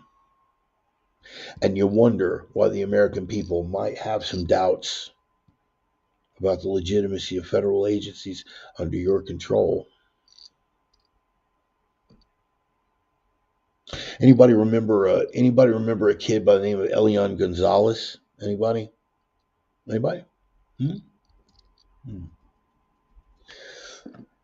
What is this all about? This is about the double standard. You're a little Cuban boy, Elian Gonzalez. Clinton said he had to go back to Cuba. Even though he had family in the United States, he'd already made it here, right? Family was hiding him out. How do you know, Bart? It's not like you were at Waco. Oh, wait. Right. Exactly. Vargas. Exactly. And thank you for knowing that, by the way. Thank you for knowing that. I know, Garrett went out to the memorial with me when we were out there shooting that movie. He went out. That was a good bonding moment between me and Garrett, man. I still think about that a lot. I'm really glad that we got to share that. Whew. Anyway, yeah, the little boy in the closet. Oh, yep, oh, look at that. Yeah, here we go. George, the little boy hiding in the closet. FBI. Yeah, Bill Clinton's FBI sent this little kid back to his father in Cuba. Castro's Cuba at the time. The left cheered that on. So that's where we start running into odd things. How do we really feel about those illegal immigrants? How do we really feel about refugees? Depends on who's in charge, doesn't it? Not for us. People who are over here on this side. I should be abundantly clear. Couple of people have tried to confront me on this with regard to it. Yeah, man, we've got X amount of Irish that are taken up, and they need to. But yes, they need to be shipped out too. If they're here illegally, they need booted. Okay. Did you see any of us make a reference towards get rid of all illegal immigrants, right? Pull them out unless they're illegal European immigrants, unless they're illegal Canadian immigrants, unless they're illegal Swiss, UK, European, any of that. Did we? No. They're illegal. They got to go. Simple. Very, very simple. Here's one people try to confront me with regard to the laws about illegal immigration. Here's one. See if you can bear with me on this. Um, the one that I the one that the one that I get hit with, the one that they like to push back with me on is that these laws against illegal immigrants apply unfairly to Hispanics and Latinos. Okay. Why? Because the people who are being rounded up and thrown out are almost without exception Latinos, Hispanics. Okay. By that logic, see if you stay with me here. Come in real close. Let's open up our thinking caps here. By that logic, rape laws apply unfairly to men. Dude, what? What how is it? How is this? Yeah, stay with me. Technically, it is against the law for men or women to rape, isn't it? But the women aren't really doing a whole lot of the raping, are they? Which, first of all, step it up, ladies. Step it up. That is not what I'm saying at all. It's obvious sarcasm.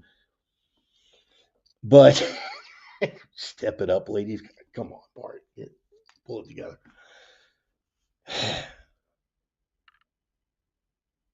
It is illegal for anyone to cross those borders illegally, not go through a checkpoint, overstay the visa, any reason, it's illegal.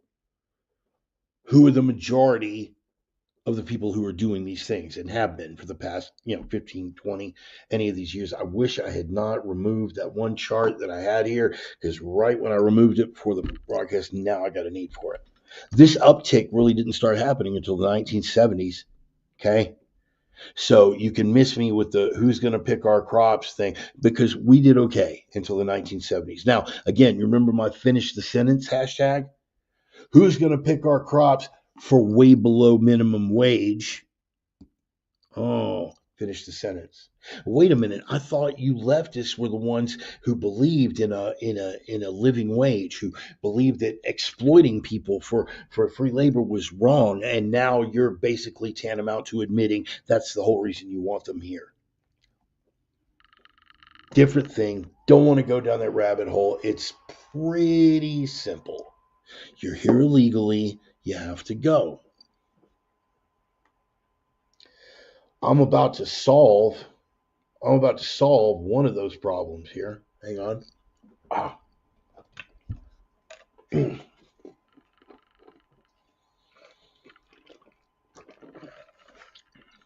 In 3 words, I'm going to solve a problem with regard to getting these people to self-deport. You ready? You ready? Tax on remittances. You want this entire damn problem to solve itself, okay? And here's another one, and this is a legitimate complaint. It's a legitimate complaint, and I am furious at conservatives that try to justify this whole thing with regard to the cheap labor. The ones that want the cheap labor, they want them here because it's cheap labor. It's undermining the wages. Now, I don't have to worry about it, right? Because thankfully, right now, and Ryan, you back me up on this. Ryan and Jude can back me up on this. Ain't nobody can't speak English, right, that is going to take a crane operating position away from me or Ryan or Jude. Now, on some places, right, some places that's not exactly true. The one site I was on up in Iowa, where I was one of 3 English speakers on the entire job site, but I promise you, if it came out that when the crane accident happens because you stuck some illegal in the cab who wasn't qualified to run the damn thing, because because he speaks Spanish like the rest of the illegals you got on the site, promise that's going to turn into a thing. So I'm pretty fortunate in that aspect, where I'm a lot less at risk than a whole lot of people, a whole lot of unskilled labor jobs might be. But you want to solve this problem? Tax to remittances. What happens to the right? Right. Thank you. Real crane jobs versus little Timmy Crane. Thank you. Thank you. Point being is this: what are they doing with the money?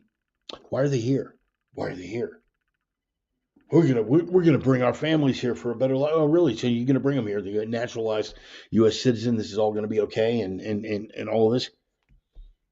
Yeah, cool. So that money that you send home of the week, tax it. Any money leaving the United States, tax the hell out of it. 60% for starters. 60% until you reach a grand total of 50 grand over the course of a year. Once it gets to 50 grand or above for the course of the year, you tax it at 80% from then on out. And this problem takes care of itself. Why are any of these nations sending their people here? Why? Right? They're sending the criminal element for obvious reasons. That's a conspiracy theory. No, that's what we're finding out, thanks to Tom Homan and his efforts with ICE. I should point out, while we're in this time frame, we're only 3 weeks in.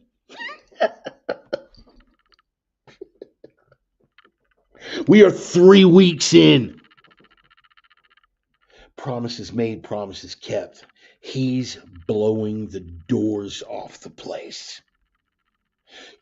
The American people, and now we're finding out in even larger numbers than we had expected, let alone the mandate that we got to see in the actual election results. And that mandate that we got to see in the electoral results was in spite of the numbers that they were able to inflate. With regard to the popular vote numbers, think about it. Kamala did not win a single state that had voter ID. She did not lose a single state that did not have voter ID. Correlation, causation, sure. But what I'm saying is those numbers that made it look like Trump had beaten her by this much in terms of the popular vote, chances are it was much, much larger. Wouldn't have changed the electoral college.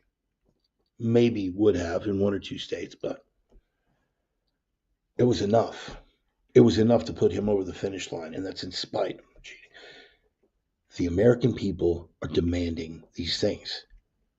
The American people are demanding that we pulled out of these stupid wars. The American people are demanding that the economy be put back on track. The American people are demanding that we finish the wall on the southern border. The American people are demanding mass deportations, including, by the way, in poll after poll after poll, a plurality of legal Mexican and Latino immigrants want mass deportations. Why? Because they did it the right way. They waited in line. They made it legal. Now, here's what I'll do. Here's my plan, just real quick to throw it out, and then we're going to move on to the next bullet point. Tax on remittances. Streamline the legal process. Streamline, but make rigid. Josh, I'm going to get to that. Streamline, but make rigid the rules.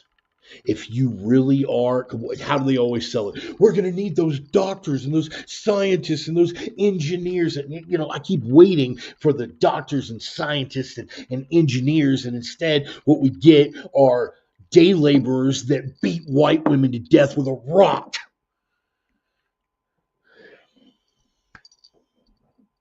Lake and Riley, hashtag, whatever. Point being is this.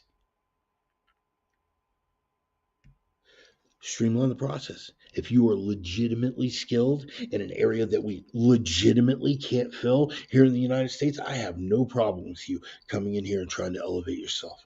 Nothing. No issue with that whatsoever.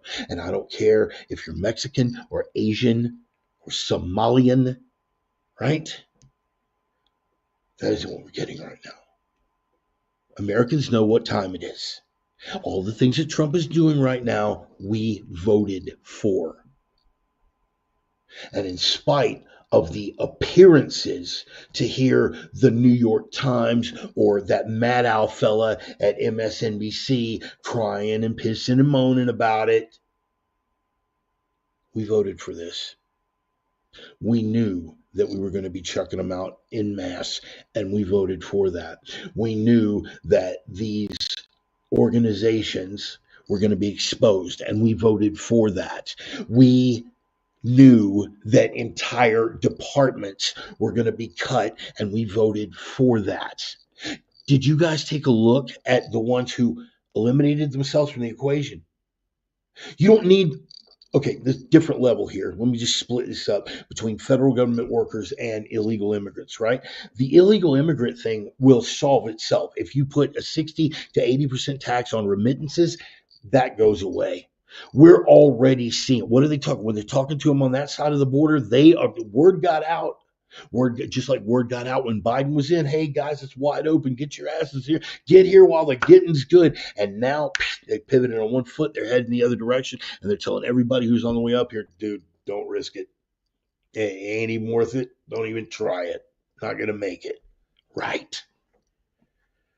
That problem is going to take care of itself. In the same way that once you show enforcement and consequences, a whole lot of problems take care of itself. Once you showed enforcement and consequences on the border, that problem took care of itself. People telling them, the ones that are coming this way, the ones that are leaving are like, dude, don't risk it. They're serious this time, bro. Don't risk it. Just go. Don't. That problem took care of itself. And a huge number of these people, when they're finding out that Holman is actually going in, like in Aurora, Colorado, that conspiracy theory about the Venezuelan gang trying to arrive and fucking taking over the apartment complexes, right? Oh, yeah, it's all a conspiracy theory. It's just bigotry being amplified by disinformation, which is like X. Oh, right, until Tom Holman went in there and cleaned them out. And it turns out there's literally hundreds of the guys in there. Some of them chomos, right? That's child sex offender for you Karens out there and grazerish herd animals. A lot of them chomos, kitty diddlers. All conspiracy theory until Holman went in and proved it and got him the hell out. That's taking care of itself. The federal government worker thing. We slash these whole departments. You don't want to come into the office. You don't want to work. You can't work from home. Okay, we're not going to do that. Okay, we'll give you a severance package, right? Here's what we'll do. We'll give you 8 months. I will buy you out. Your job is gone. You voluntarily leave. We can cut your position, and here's 8 months of pay on the way out the door. Good luck to you. Learn to code. Tens of thousands. Fact check me on this one because I may be slightly exaggerating, but the way that I heard it was tens of thousands of federal workers took that out. And now, once we get past the initial expenditure, we're actually saving money in the long term. Saving money. How about that? That's what happens when you put businessmen in charge of things. But all this wailing and moaning and gnashing of teeth, it doesn't matter. It doesn't matter. It doesn't matter. Because this is all stuff that we voted for. This is all stuff that if you can show that you are a part of and you are willing to push and make the commitment to, we will vote for you again. And now, without their propaganda network to hold up the lies, New York Times, MSNBC, all these, they're already dying out. They're already dying out. Reuters now, which breaks my heart. Reuters and AP, that actually breaks my heart. Because I'm an old dude. I remember, journalism, like the first thing that I wanted access to was the AP Newswire and the Reuters Newswire. The stuff, because that's the stuff that's going out. Reporters feeding everything into Associated Press and Reuters, and then it just like goes out, and journalists were able to go to these networks and they were able to pull these things down. And now, because of the lies, now because of the way that these things were manipulated and misused by the regime and by globalists and by the World Economic Forum crowd and by the Klaus Schwabs of the world, it was all and now nobody believes them anymore. Nor should they, in all fairness. I am sad. I am sad to see the Associated Press and Reuters die a death like that. But it's self-inflicted. And it's well-deserved. So it needs to happen. Okay? Without those propaganda networks, the Dems haven't got hope in hell.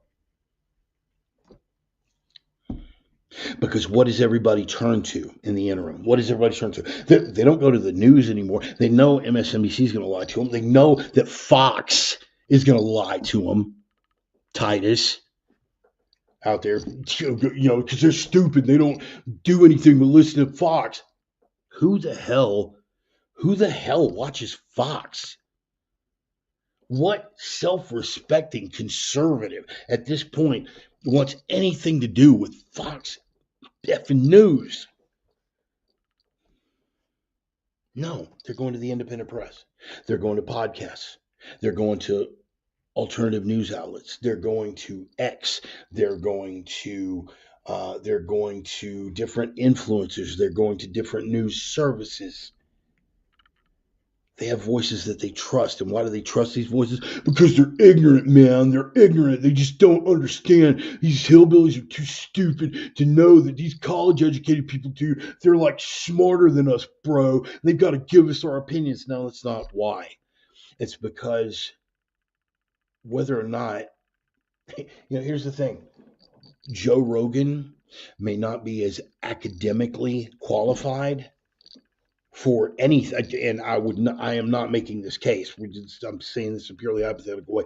Joe Rogan may not be as academically qualified as a journalist as that Madoff fella, right?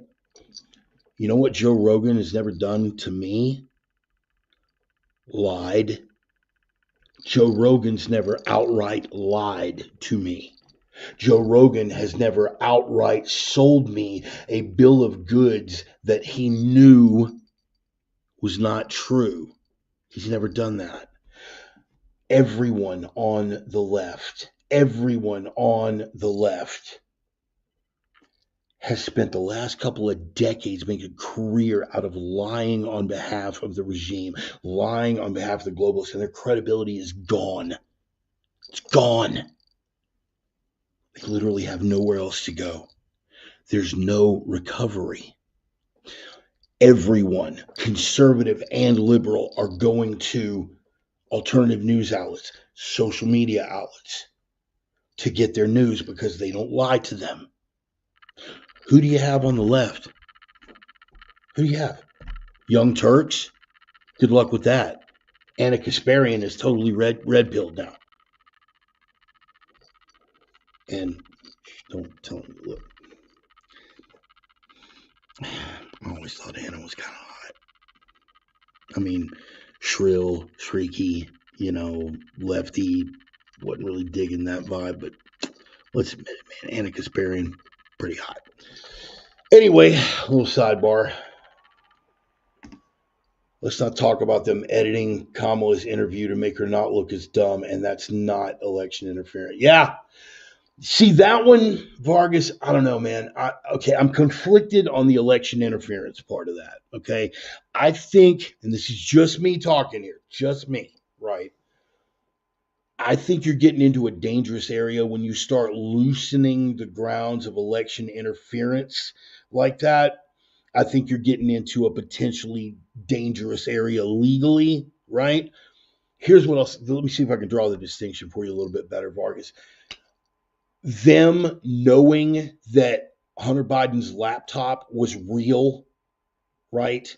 And that the FBI had it and had gone through it and that all those things were on it, and going and deliberately lying and saying this has 51 intelligence operatives said that it was Russian disinformation. Okay, if you're going to say that, say 51 intelligence agents say that it was Russian disinformation. However, the FBI does have the laptop and they have gone over it and they can verify this. That is balanced reporting. To say it's Russian disinformation when they know that the FBI has it and that it's real, that is election interference. To shoot an interview with Kamala where she comes off like like a cock chugging Jezebel without two brain cells in her head to rub together. Was that harsh? Where she comes off as less than competent. Okay, we'll try that. Where she comes off as less than competent and then editing it to where she comes off looking competent. If we were going to call that election interference, we would have to do that for every single election related anything that the mainstream media have done for the last 20 years, particularly with the Biden administration, the Biden White House. They spent the last 4 years trying to convince us that it wasn't Weekend at Bernie's with this stammering cadaver. He's totally competent. He's sharp as a tack. And they deliberately, while accusing us of editing it to make him look stupid, they were in the process of doing the polar opposite, editing it to make it look like he was actually alive and in charge of anything. It's almost like Obama signed propaganda back. Oh, Vargas, man, I'm digging the fact that you were so on top of these things, bro.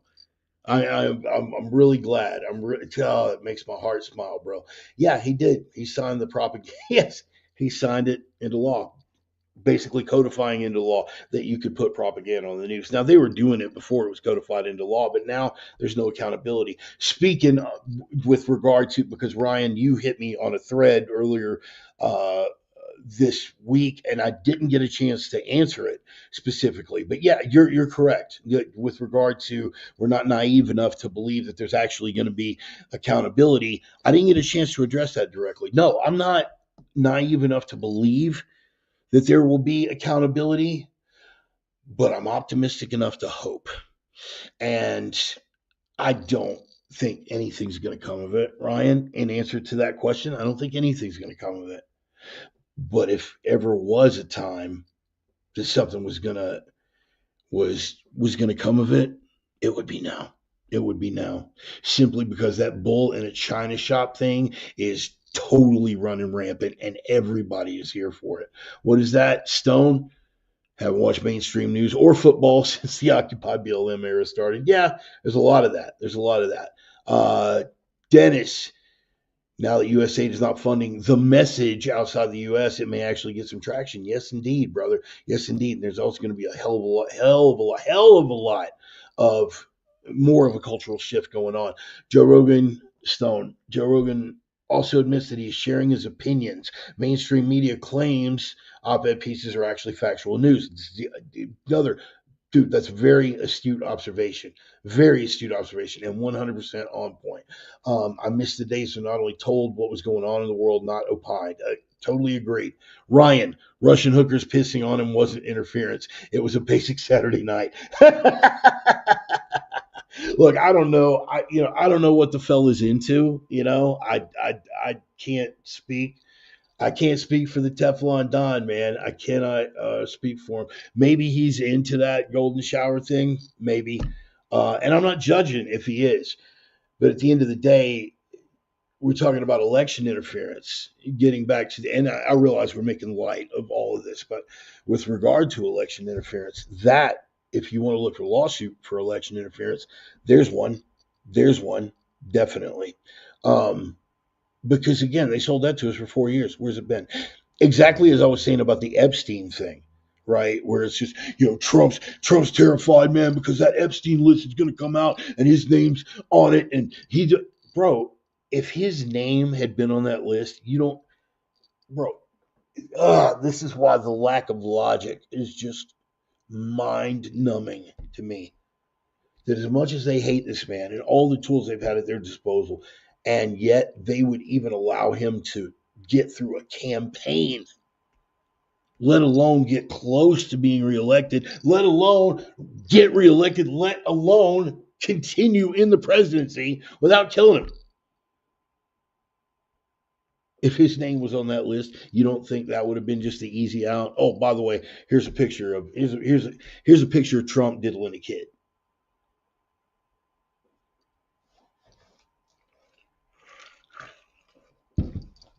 People that say that MAGA is a cult, well, if you really believe that, one good way to find out if you've got that evidence, throw it out there. Trump diddling a kid, yeah, we're going to see. Cult or no cult, that would be the end of it. But you don't have it because it doesn't exist. The fact that you can't get your heads around that is frightening to me. Marcus, glad you made it out. Lighten one up, huh? Well, enjoy that one, bro. Enjoy that one for the both of us. Here's what I want to get. Oh, another thing that came out, by the way, Vargas, since you are still here, the Mexican government actually had several resolutions where they were opposed to the USAID thing. Why?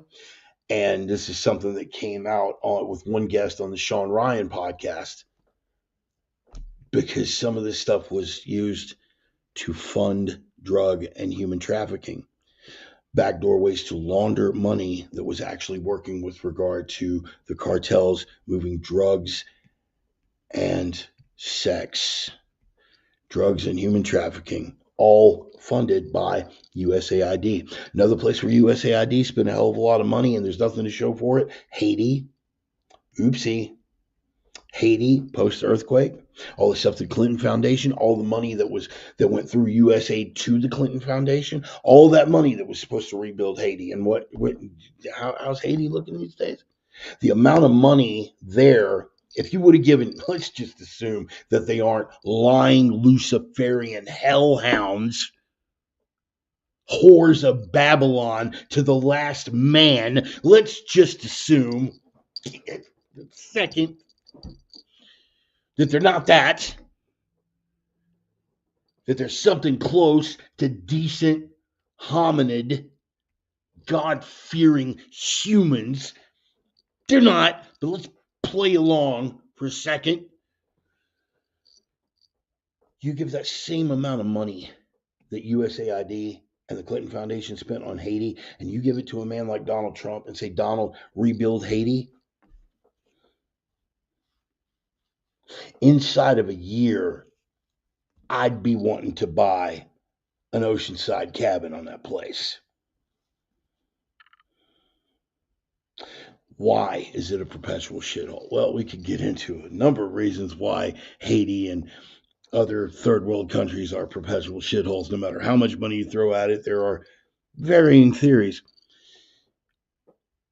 But why do we keep throwing money at it when we know it's not going to get any better? Because that money's not actually going to make anything better. That money is going into other people's pockets. And this USAID thing is only the beginning of that door being flung open and this whole thing sorting itself out.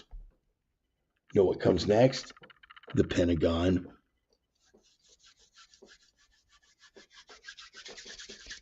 Oopsie. And that one's going to be big because us old fellas on here can remember even during it was the running joke with Johnny Carson and the other late night comedians. You know, when there were only three, because there were only three networks, and Johnny Carson was the big dog, and he was untouchable. And Johnny Carson making the joke about the $800 toilet seat. Yeah, back in the 80s, they were talking, defense. Basically, the long and the short of it is defense contractors charging absurd amounts of money because they could, because they're defense contractors. And once they've got that dialed in, they're going to charge you $800 for a toilet seat on a jet aircraft because they can. The $800 toilet seat. Everybody remembers that.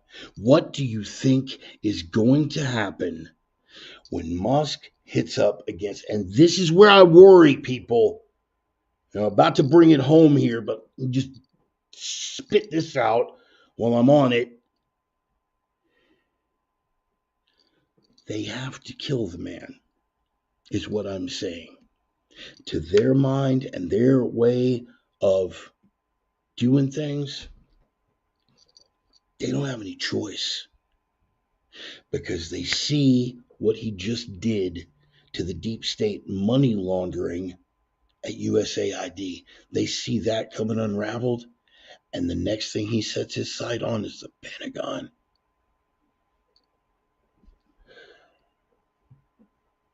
Back and to the left. Back and to the left. And I am not saying this, for the love of God, I'm not saying this because I'm advocating it or because I see it as anything but the abject, terrifying prospect that it is. Because if he did this to USAID and all the things that cascaded out from that, we busted this balloon and all the glitter and all the sparkles and and it just cast about and made a big old mess. And then you look at that next balloon and it's Pentagon. Brother.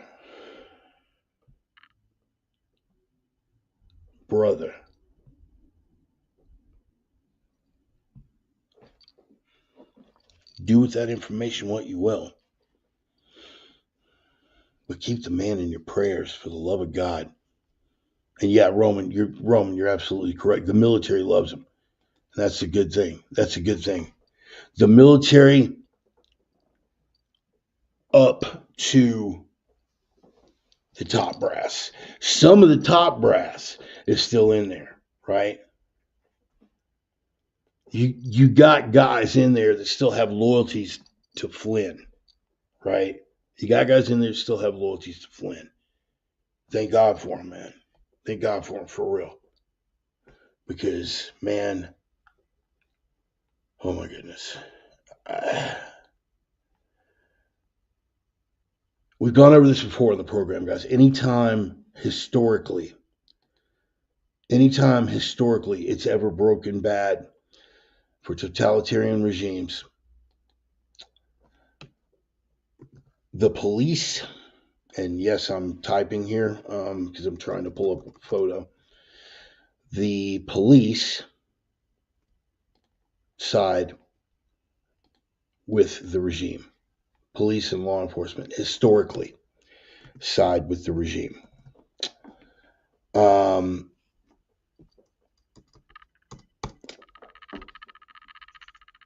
the military side with the people. You understand? The military side with the people. And I think that may be one of the biggest reasons why they haven't made another move on him already. You still got loyalists. This is myself with General Mike Flynn.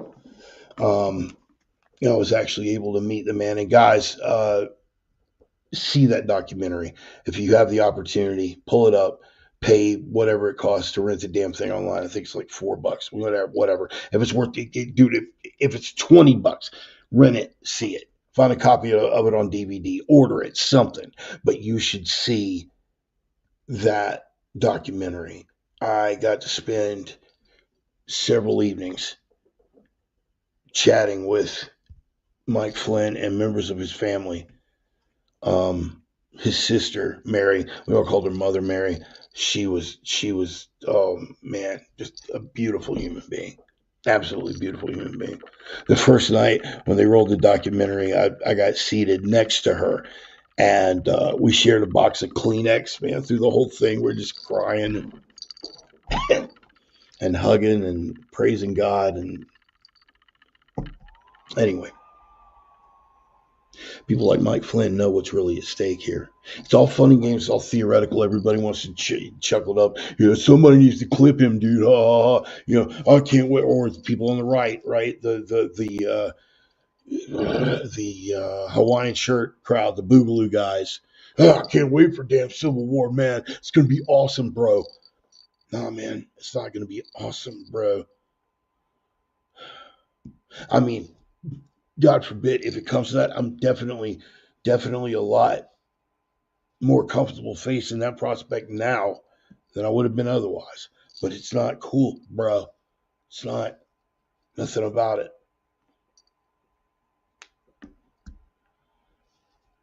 I'm gonna hold out. I'm about to get a little emotional on that one, but I'm gonna save that for the end.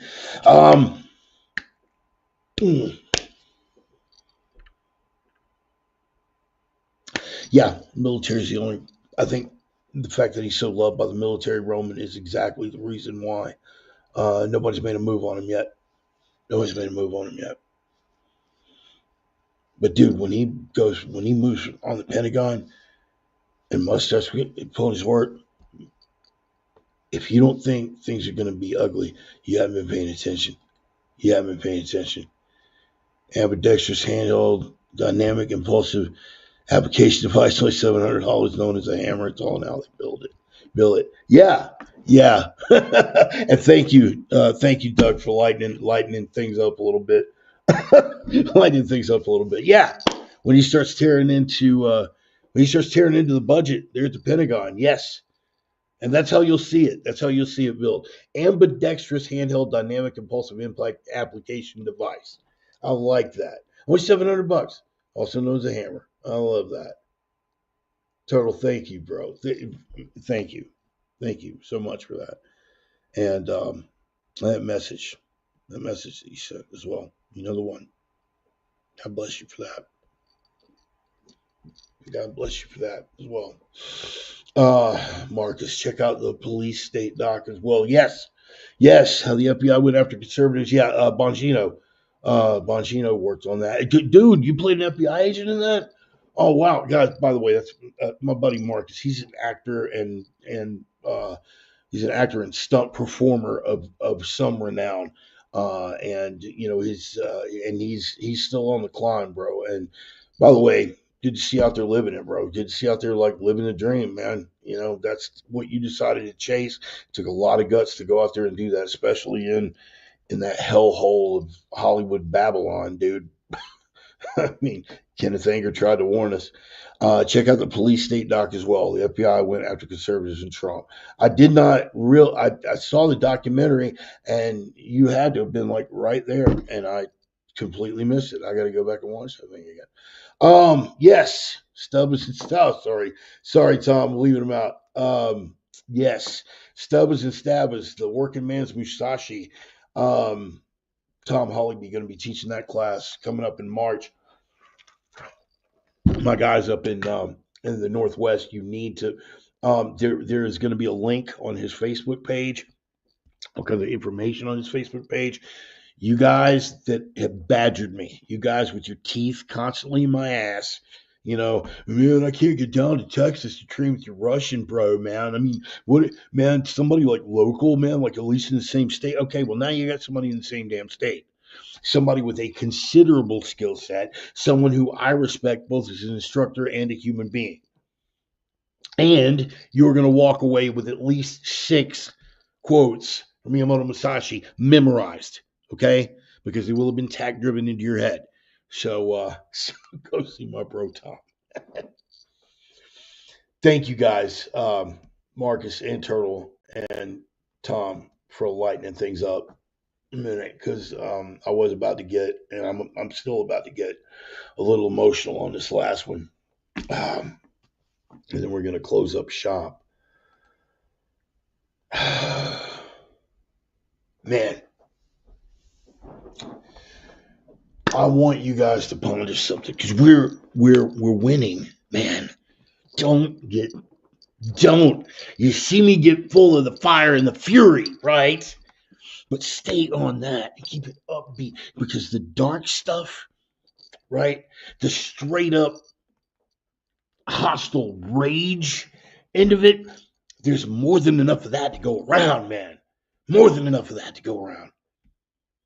We need to get it up in here and get happy about where we are, what we've clawed ourselves up to, and the ones who have hung out back in the background because it would have personally cost them something to take a stand. This ain't for you. This ain't for you, okay? This is for my guys out there that have never been afraid to wear it on their sleeve, Deus Vult,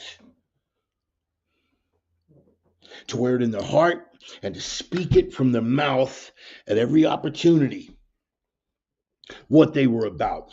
And whether that's about their walk in the faith, or whether that's about their walk as a patriot for their country, whether that's about their walk as, damn it, I'm a proud father. Damn it, I'm trying to be an example about how things are supposed to be to the world. And all of we are winning. We are winning.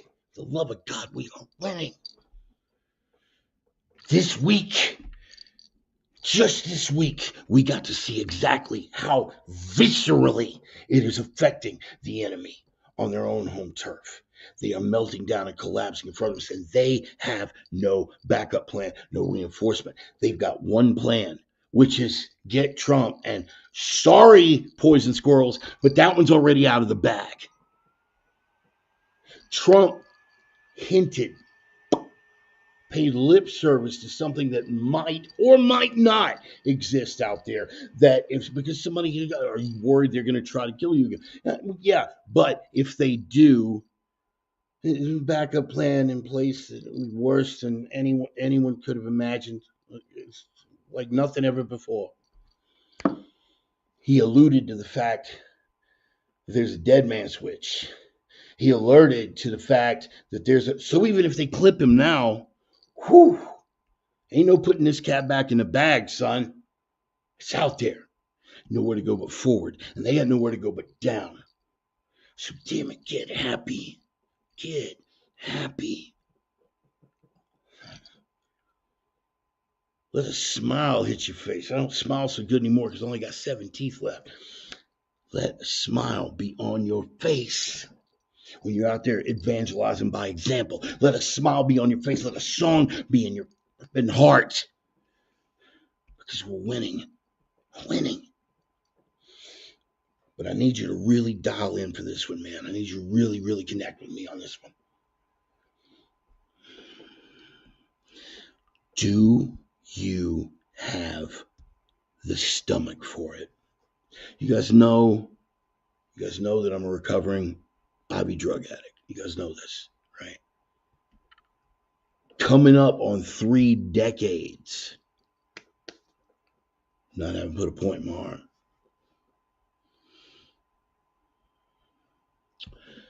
Out of every 100 addicts, particularly hard drug addicts, particularly IV hard drug users. We're talking about cocaine, we're talking about opiates, whether you're dealing with heroin or fentanyl, crystal meth. Out of every 100 that quit, out of every 100 that quit, how many of them make it to the 3-year mark without a relapse? Take a guess. I'll give you guys exactly 60 seconds. I'll give you guys 60 seconds. And Roman, I think you know the answer to this one because we've been over it. And Roman has seen me at my worst. How many out of every 100 addicts that quit, hard drug addicts, how many of them make to the 3-year mark? And you could Google cheat on this one if you want, right? She's going to be shocked. Everybody wants to guess 10%, 8%. The best estimates, 3%. 3%. Oh, yeah. You were there that night. I was just bell ringers, man. Bell ringers. Jeez. Oh, I didn't. Anyway. Yeah, I was a lot. Stone. See the failure rate? Yep. See the failure rate, and it's scary. Is that what they're saying now? Is 8%? Because if they're saying 8%, then it's up. Anyway, point being, very few and far between. Am I bringing this up so I can puff my own pecker about it? No, that's not why I'm bringing this up. I'm bringing this up to ask another question. Why? Do you know what the biggest, oh, so you were just okay, good. Yeah, because the figure that I had was 3%. Why? Why do they quit? What is the biggest discouraging factor? Right? You've sponsored 20 guys into or so. Yeah, right? What is the biggest discouraging factor? It's the fact that everything isn't immediately better. I quit doing dope. Everything's supposed to be great now, right? All the things. And how ironic that this would be the shirt that I'm wearing. God is my higher power.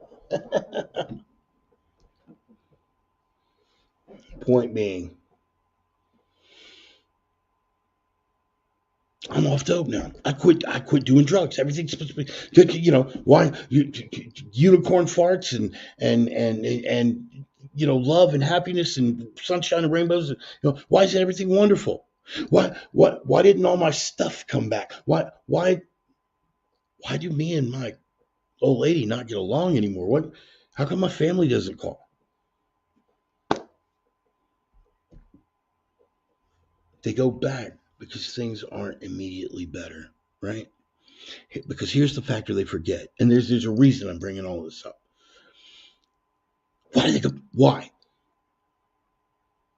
They forget that they spent years digging this hole for themselves. They spent years of bad decisions, catastrophically bad decisions, alienating decisions, acts of violence, acts of cowardice, acts of theft, horrible things that they've done to reduce themselves. So they finally hit that ground, rock bottom level, and they think, I quit doing dope. Everything's supposed to be fine now. As if the dope were the only part of the equation and not the bad decisions that are taken to get them there. I tie that in with what we're talking about here. They don't have the stomach for it when everything isn't instantly better, and they realize that they've got a long, arduous path to tread to get back to just to ground zero. They don't have the stomach for it. Now we, as cultural conservatives, have lamented the way that everything has been going culturally for decades. We allowed a lot of it to happen where we could have stepped in and intervened. If we'd only had the spine and the balls, we could have stepped in to intervene and close some of this off. We chose not to do that.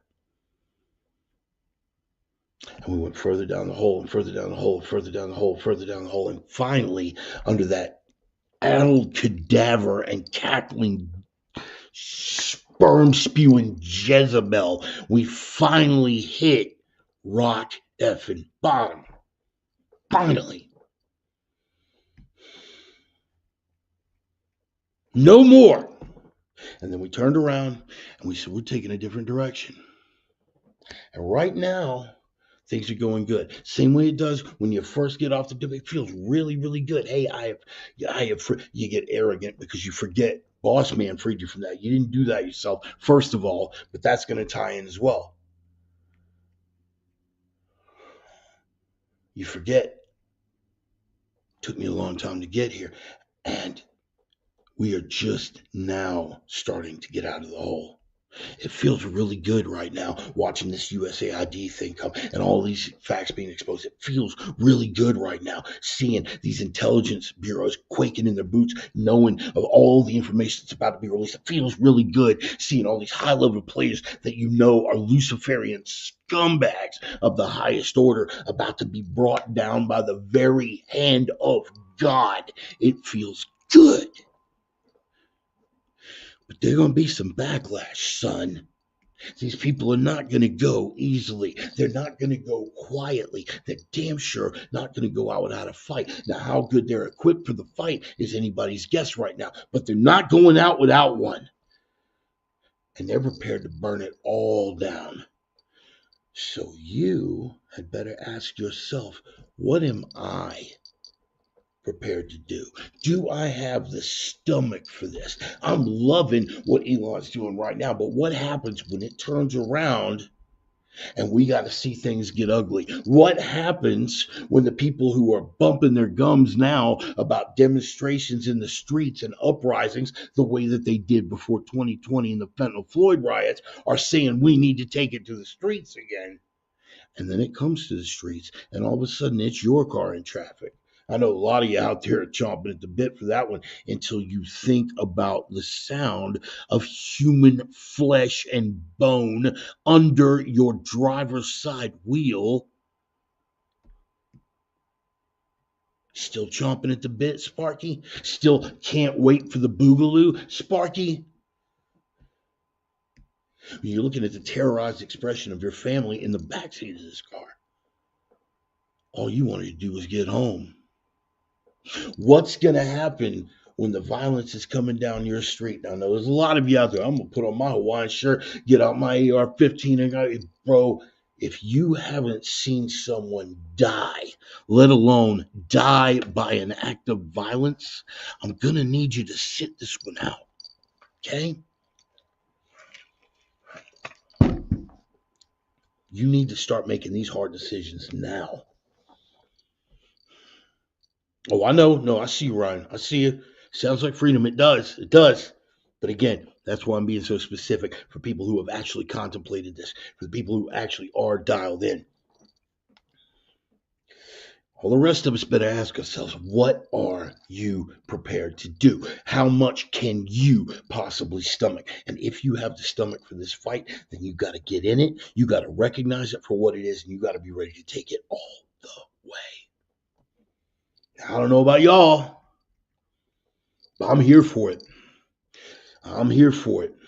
I'm not thumping my chest and putting on my Hawaiian shirt and look at me, I'm Tactical Ted, resident badass, and all these other things, man. I have acknowledged the reality of the situation, that it is for not just for America, but for Western civilization and for Christendom itself. It is do or literally die. Look at the payback and everything that they engineered when we had the audacity in 2016 to vote for the guy we wanted. Look at what they made us pay for that for 4 years.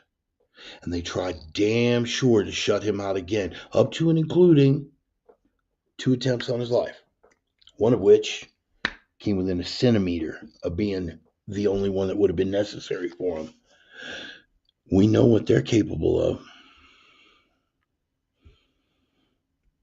We had better be ready to show them what we are capable of, not reveling in it, not looking forward to it, but just as a matter of fact, we have drawn this line. This is the line. We let you creep up on it. We even let you put your toes over it. We will not be foolish or naive enough to make that mistake again. They are in it to win it. They are in it to win it because they believe that they can. We have got to be in it to win it because we literally have no other option. So how about we strap up, put on our big boy pants, figure out who the hell we are as individuals and collectively as a brotherhood. And I know that word gets tossed around really, really lightly. Some of y'all, I'm very, very close to in real life, right? And that suffices. Some of y'all are close to each other in real life. Don't throw it out, but you got to be thinking in terms of that. Family. What did I say last week are the only three things that I care about anymore? My faith, my family, and the fight. The fight is here. My faith, oh, son, my faith is solid. But getting back to having the stomach for it. One last thing. This is strictly for my brothers in Christ. God gave us a chance that we did not deserve. God gave us a chance. Redemption through his grace. He didn't owe us that. He didn't owe us that. It's something that he gave to us freely. We did not earn that. Out of reverential awe for the enormity of that blessing, even though it is a debt that we could never repay in 1,000 lifetimes, it compels us down here to feel a reverence and an appreciation for the blessing that we have been given. Culturally, we are right there. We did not deserve, and I'm not claiming divine providence or intervention here. I'm merely drawing the comparison, and I think analogically it's correct. We did not deserve, after allowing what we allowed to happen. And again, we've got to own that. Because of our cowardice, let's call it what it is, we didn't step up. We could have intervened. We could have cut this off a long time ago. We didn't do that. And we let it fester like the pus dripping,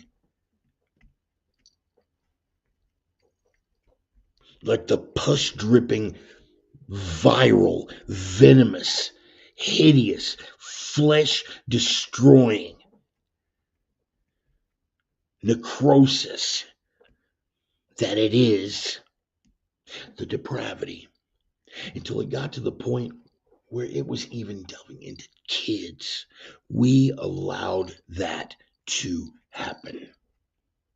We allowed it to drive to a level that if you would have told us even 5 years before, hey man, they're going to be cutting the cocks off your sons and calling it health care, we would have rejected it out of hand as the most absurd thing we'd ever heard. Now, multi-million-dollar industry. Who did that? How could a righteous God let that happen? Who? Who let what happen? Who did that? God didn't do that, Sparky. We did. We did. We do not deserve the opportunity that we have been given to make this right. We don't deserve it. But through that infinite grace and mercy, we have been given this opportunity. If we squander it, we have earned every bit the hell that is going to rain down upon us. That unholy vengeance is going to tread us and crush us underfoot, and we will deserve every last inch of it. Thankfully, where our strength fails or where our will falls short of what is demanded by the situation, our God is a consuming fire. Our God is a consuming fire. And now that the fight is upon us, we will step up into that righteous mantle and we will carry that flame in our hands as we carry that cross in our hearts and the sacrifice that was made in our souls. We will take the fight to those who work with the adversary in their pathetic last attempts to bring this down, and we will crush them abjectly, utterly, mercilessly, and ruthlessly. I can't speak for those that don't share my faith, but for me, I am called to do this. It is the least that we can do at this late stage of the game, is to take this blessing that we have been given, come out, guns blazing, fists swinging, hitting for the fences. Take the fight to them. Take the fight to them.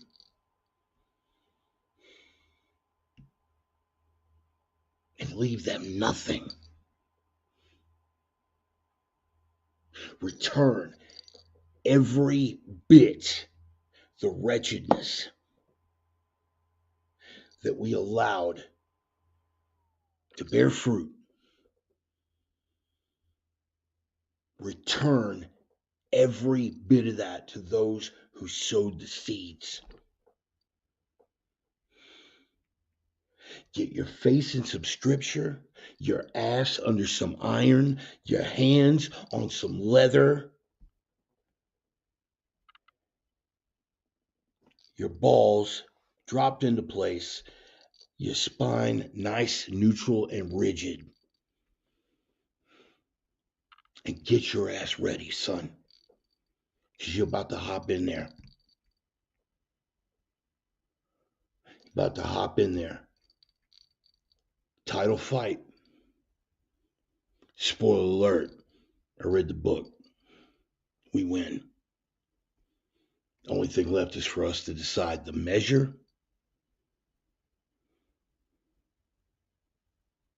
and the glory.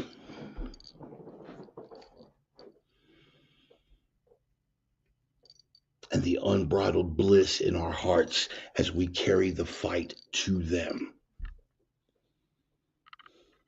This ain't for my aggrandizement or yours.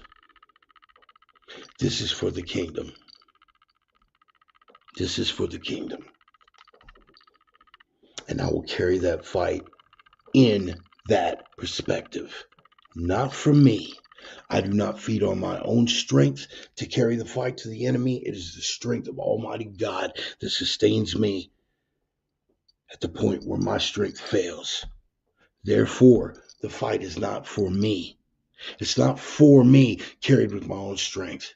It is for the kingdom carried by the strength of the kingdom. Father, Son, and Spirit. We will take the fight to the enemy. We will crush them. We will close that book of the prophecy, and we will reign in glory. Reign in glory with God in the kingdom for all eternity. Does that scare people? That sound extremist? Sound maybe like Bart's lost the plot, a little overhand? That's the passion, brother. That's the passion. When you have that calling in your heart and you feel it like that, you walk like Living Stones right up the street, right up the street from the motel. I had a song in my heart, and I was actually half skipping down the street when I got out because of the power of the word and the way that it resonated in my heart. That's how I felt that coming out this morning. And every single day that I get to walk in this, and things make more sense to me within the confines of that perspective. Every day that I get to walk in this, I understand something that I used to ridicule. I was just having this discussion with my wife last night. That peace that passes all understanding didn't look too peaceful when I'm all tensed up and ranting and raving and screaming. I don't understand, man. That enthusiasm, that fire for life is all coming from that peace that passes all understanding. From knowing without apology or equivocation that I walked in the light of the risen Christ. That the enormity and gravity of the forces arrayed against me hold nothing. Damn, Bart, what are you so afraid of? Nothing. That's the point. There is a peace in that, man. There is a peace and happiness in that I can't even begin to describe to y'all. And if I sound like a lunatic, wouldn't be the first time. Wouldn't be the first time. I've sounded a lot crazier for a lot less. All I can do is tell you how it resonates with me, man. All I can tell you is how it resonates with me. How every time I open that Bible at night, and right now, like I said, Boss Man's got me in Ezekiel right now, and that's ain't nothing nice.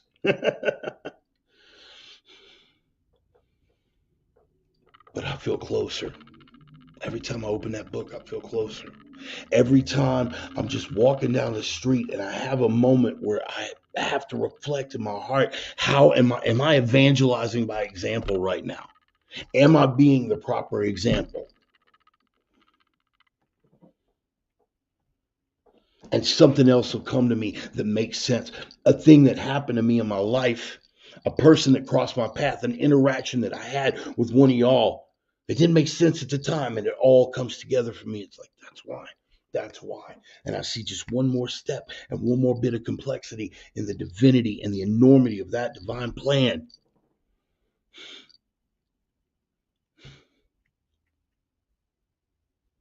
I know it sounds crazy. Don't think I'm so callous that I don't realize that a couple of y'all out there with just slack jaws going, dude, what the hell?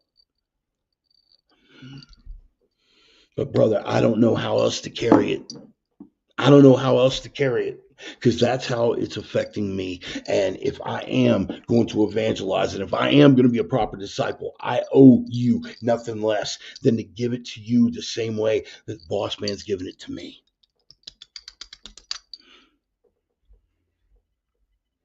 And my only hope is that I can deliver on that in some small way.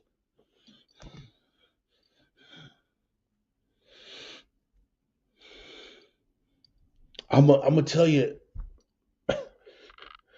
never in my life have I cried so easily, so readily, and yet felt as so much peace.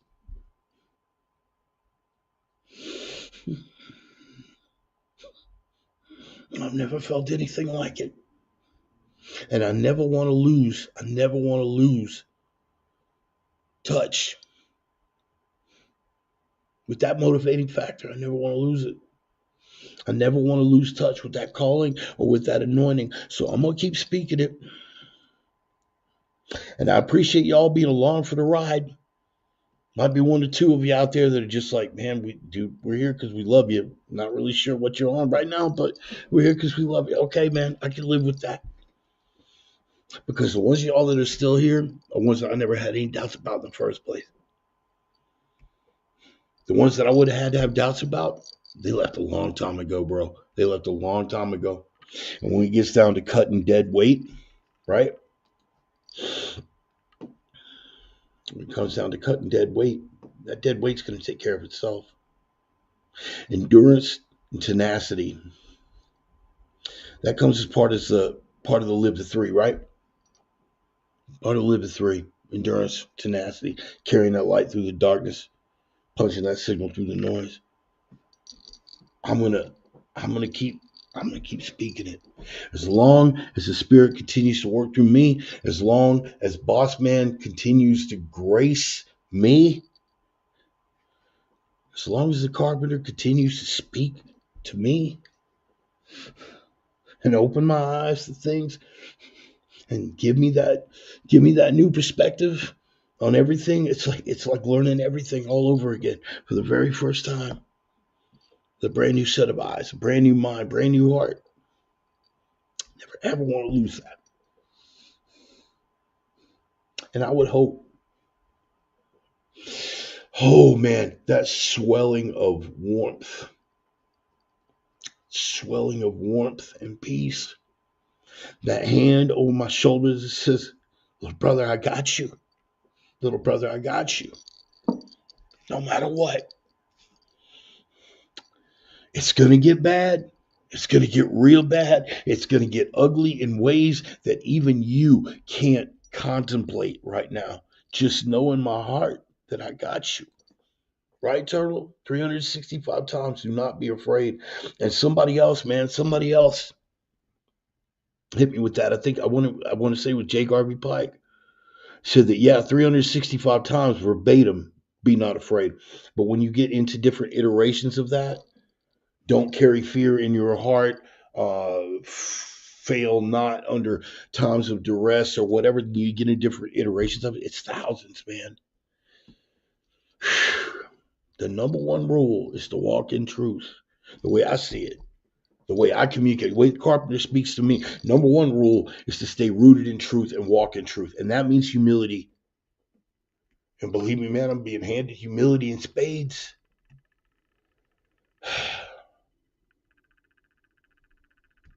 People want to run away from being humbled because it reminds them that they're not the top dog in their own life that they thought they were. They're not carrying as much weight as they thought they were. And I revel in it. I revel in being handed that on a day-to-day basis because it comes to me in that part of the walk in truth. I got to walk in truth. And that means being humble, being receptive to things and circumstances, things in my life that are going to bring me humble. I never want to lose this, and I will not shun or shirk or run from the calling that I've got. You guys already know. You know the tagline. I am not going to walk away from this if it's short dicks every cannibal on the Congo and hair lips every hillbilly on Buck Creek. I'm going to stand, son. I'm going to stand. I'm going to stand. Right in the face of the enemy. I am going to stand right in the face of the bystander looking on, wondering where the hell this is going. I'm going to stand. I'm going to continue to spit the truth. I'm going to continue to praise God. I'm going to continue to evangelize by example. I am going to carry that message to anybody that's listening. And if you're not listening, I'm going to bend your ear anyway, son, because it's what I've been called to do. I don't need to get preachy and tell you what's wrong with how you're living your life. That ain't me, son. That ain't me. I'm going to be straight with you.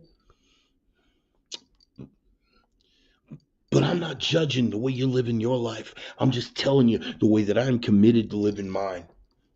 Because I realize the wretchedness and the darkness that's in here. Even if you're outside the faith, young, do you know your shadow? Do you know your shadow? I know my shadow.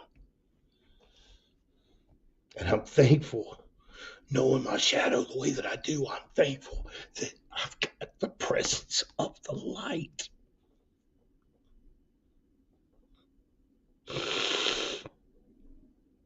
I got the presence of the light. And if that's the only thing Pastor said something the other week. It's like you better contemplate this one. I'm getting back to what I was talking about earlier about, do you have the stomach for this? You better ponder the one thing that means most to you out of anything in your life. Whether it's a person, whether it's a thing, whether it's a possession, no matter what it is, it can be taken from you. You got to look at your bond with God and say that if this was taken from me, would God be enough? And I had to do some deep ass soul searching on that one, brother, and go to some really, really dark places. But I'm going to tell you something, come out the other side of that. I will tell you point blank, absolutely, and without equivocations, the answer is yes. They can take everything from me. Everything. Everything. And everyone.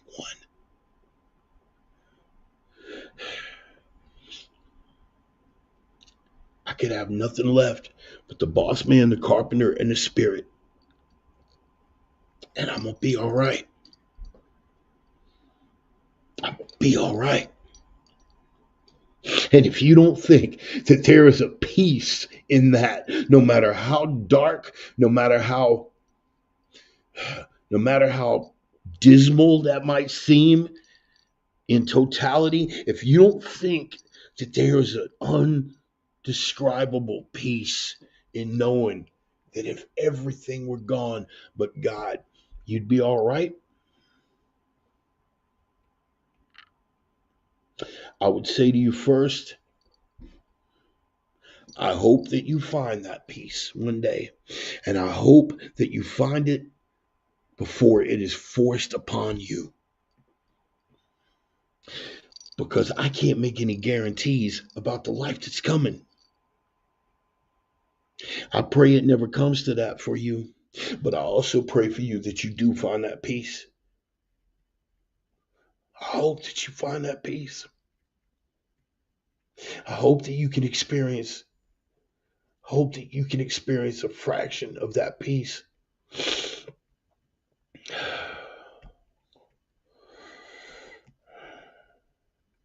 Because there's a strength in that. I hope that you can come to know God as I have come to know God. And may that strength be enough to carry you through no matter what the rest of the world may bring. Do not be afraid. Not going to be afraid. I want to move forward in utter fearlessness. Not for myself, but for the kingdom. Thy will, not mine, be done. I am the Reverend. That is the gospel. I'm going to close with a prayer here.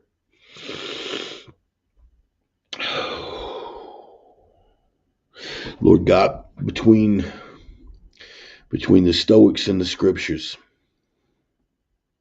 I managed to hold it together. I thank you for all of the path that it took to get me here. Even the darkest parts of it that I don't even want to talk about.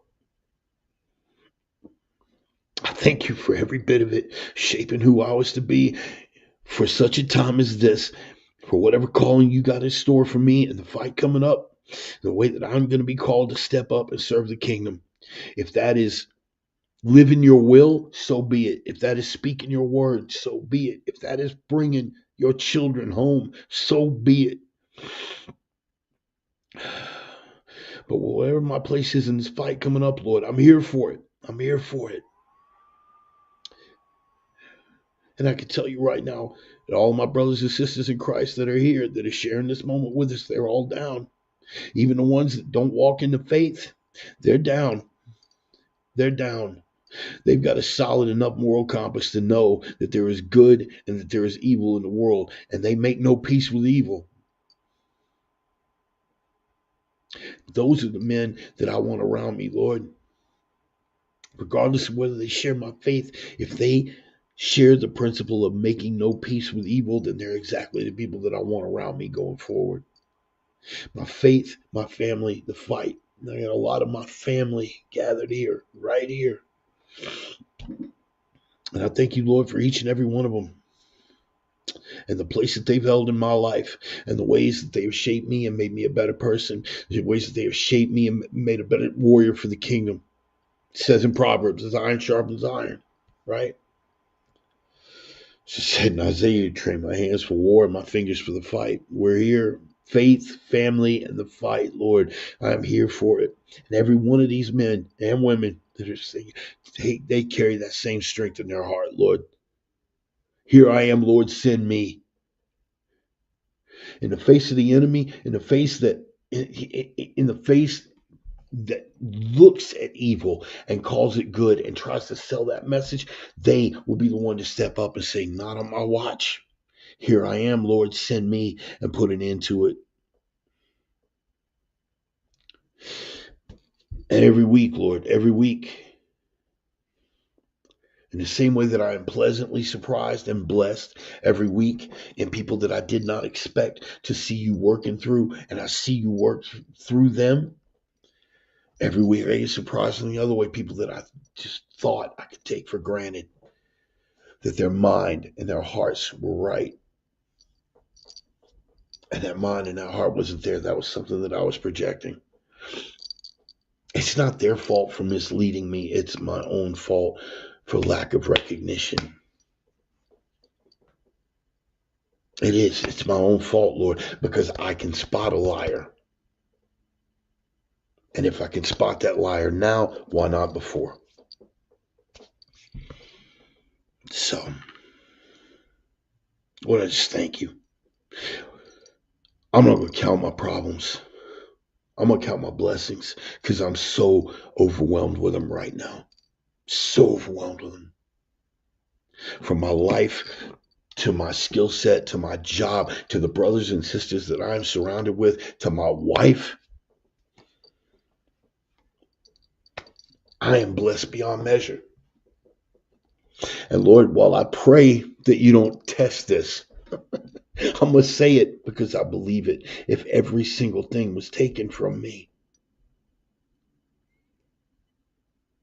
my bond with you would be enough.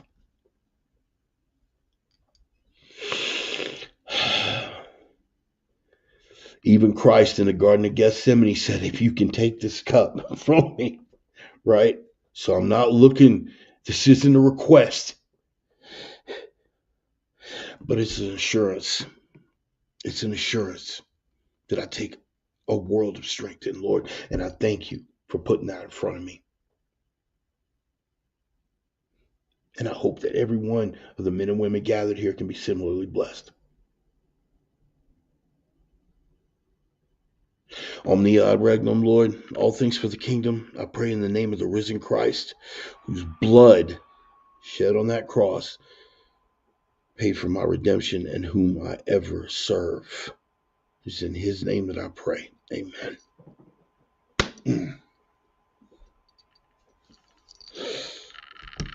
I love y'all. I really, really love y'all. Yeah, I mean that. Just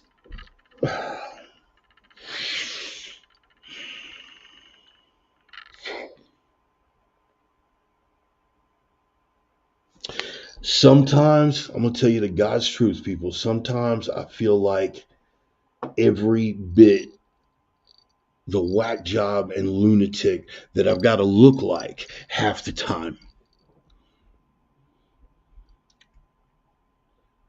I don't care. I don't care. I've never been particularly concerned with how other people thought of me. Even before I was walking in the faith, I've never been of any particular concern about how people outside of me perceived me. And I damn sure ain't about to start now. The only thing I care about people perceiving outside of myself is, am I living right and being a proper example for how a follower of the carpenter should be behaving? I don't mean milk toast Christian goody two shoes, never having a dropping a mallet on my foot and not cursing. Come on, man. Do I look like Ned frippin' Flanders to you?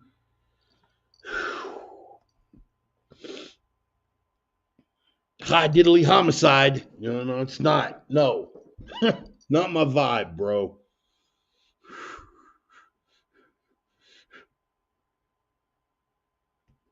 But this peace that I found in Christ is something that I can't even begin to describe, man. I can't even begin to describe it. But the enormity of it hits me again and again and again. Every day I'm renewed. Every day I'm renewed. Every day I'm renewed. Oh, and it's a feeling touching down deep in my soul that I can't even begin to describe, y'all. But I hope you get to feel it on some level, someday, some way. I hope that y'all get to feel it. Oh, appreciate it, man. If y'all want to drop, I've got the ticker tape running at the bottom. If you guys, I'm gonna pass around that little digital collection plate, like we always do at the end of the service. You guys want to chuck something at me? That's totally cool. If you can't, I get it. A lot of your tax money got wasted on trans comedians and intergender fashion shows and abortions in Guatemala. So I get it. Maybe you don't have anything to throw this week. Oh my goodness. Anyway, what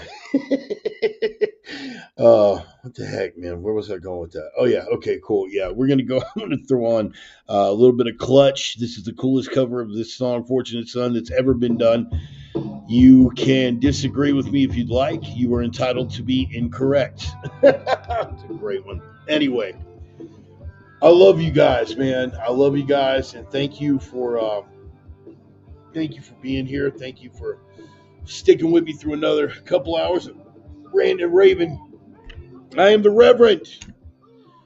You guys want to chuck me something? You can throw something in the digital collection plate. I'm on all these platforms. If you can't, I get that too. But here's what you can do for me. If you don't mind, if you got a Facebook page or you got a Twitter feed or something, you want to share with it. Hey, man, this guy, fat, toothless crane operator, just a nut crane operator with some opinions. But he's an interesting dude. He's a like-minded, a kindred spirit. Maybe you want to check him out, and you share the sermon on your Facebook page. We'll see what we put together, man. But here's what you can do, independent of all those other things. Not something that you can do for me, something you can do for me, but also for yourselves. Stone, what are we going to tell them? What are we going to tell them? Live the three, baby. Hashtag live the three. Live the three. What is he talking about? What's he on about now? Talking about the three prime directives here on Planet Bart, ladies and gentlemen. Little rules to live by. Rule number one, you've got to be the signal in a world full of noise. If you guys know anything about radio communication, if you're Slade Ham and use it for the name of your special, that's cool too. Yeah, I saw that. Anyway, signal to noise, man. You've got to be the signal that punches through the other noise. They will try to bury you with the noise. What is the noise? The noise is the distractions. It's the lies. It's the foolishness. Right now, it's the foolishness you see for the legacy media where Elon is trying to punch that signal through the noise. You have got to be the signal in a world that will try to bury you with the noise. Light in the darkness, rule number two. You have got to be the light in a world full of darkness. They'll try to bury you with the darkness. Again, smother you with it. Dehumanize, demoralize, emasculate, and castrate you with the darkness. Make you think, have you thinking against your own interest in self-preservation, make you think there's nothing else left but darkness. They are liars working for the father of lies. You have got to prove that by being the light in the darkness. You got to carry that light through the fog of the darkness. You got to punch that light through to the other side of the darkness. They're not going to come along willingly. That's all right. We do it the hard way. Which leads me to the third rule, the iron rule. Strength. Strength in a world full of weakness. Why are we talking about that? Strength. And I'm not just talking about strength. This kind of strength is cool, but you got to have it here. You got to have it here, and you definitely got to be carrying it here. Why? Strength. Well, because without strength, none of the rest of it matters. Without strength, you're not going to have the intensity to punch that signal through the noise. Without strength, you won't have the endurance to carry that light to a long-lasting darkness, nor will you have the punch to take that light straight through to the other side of the darkness and show the light to the people on the other side of that veil and bring his children home. You won't have it. So strength above all. And when you pray at night, you pray for that strength. You pray for strength, clarity, and discernment. Because the father of lies is out there trying to run it on you. Always. You got to know what the signal is over the noise, what the light is over the darkness, what the strength is over the weakness. Strength, clarity, discernment, always. God bless every single one of y'all. Take care of yourselves. Take care of each other. And pray. Pray on to y'all. God bless y'all. See you next Sunday. Peace.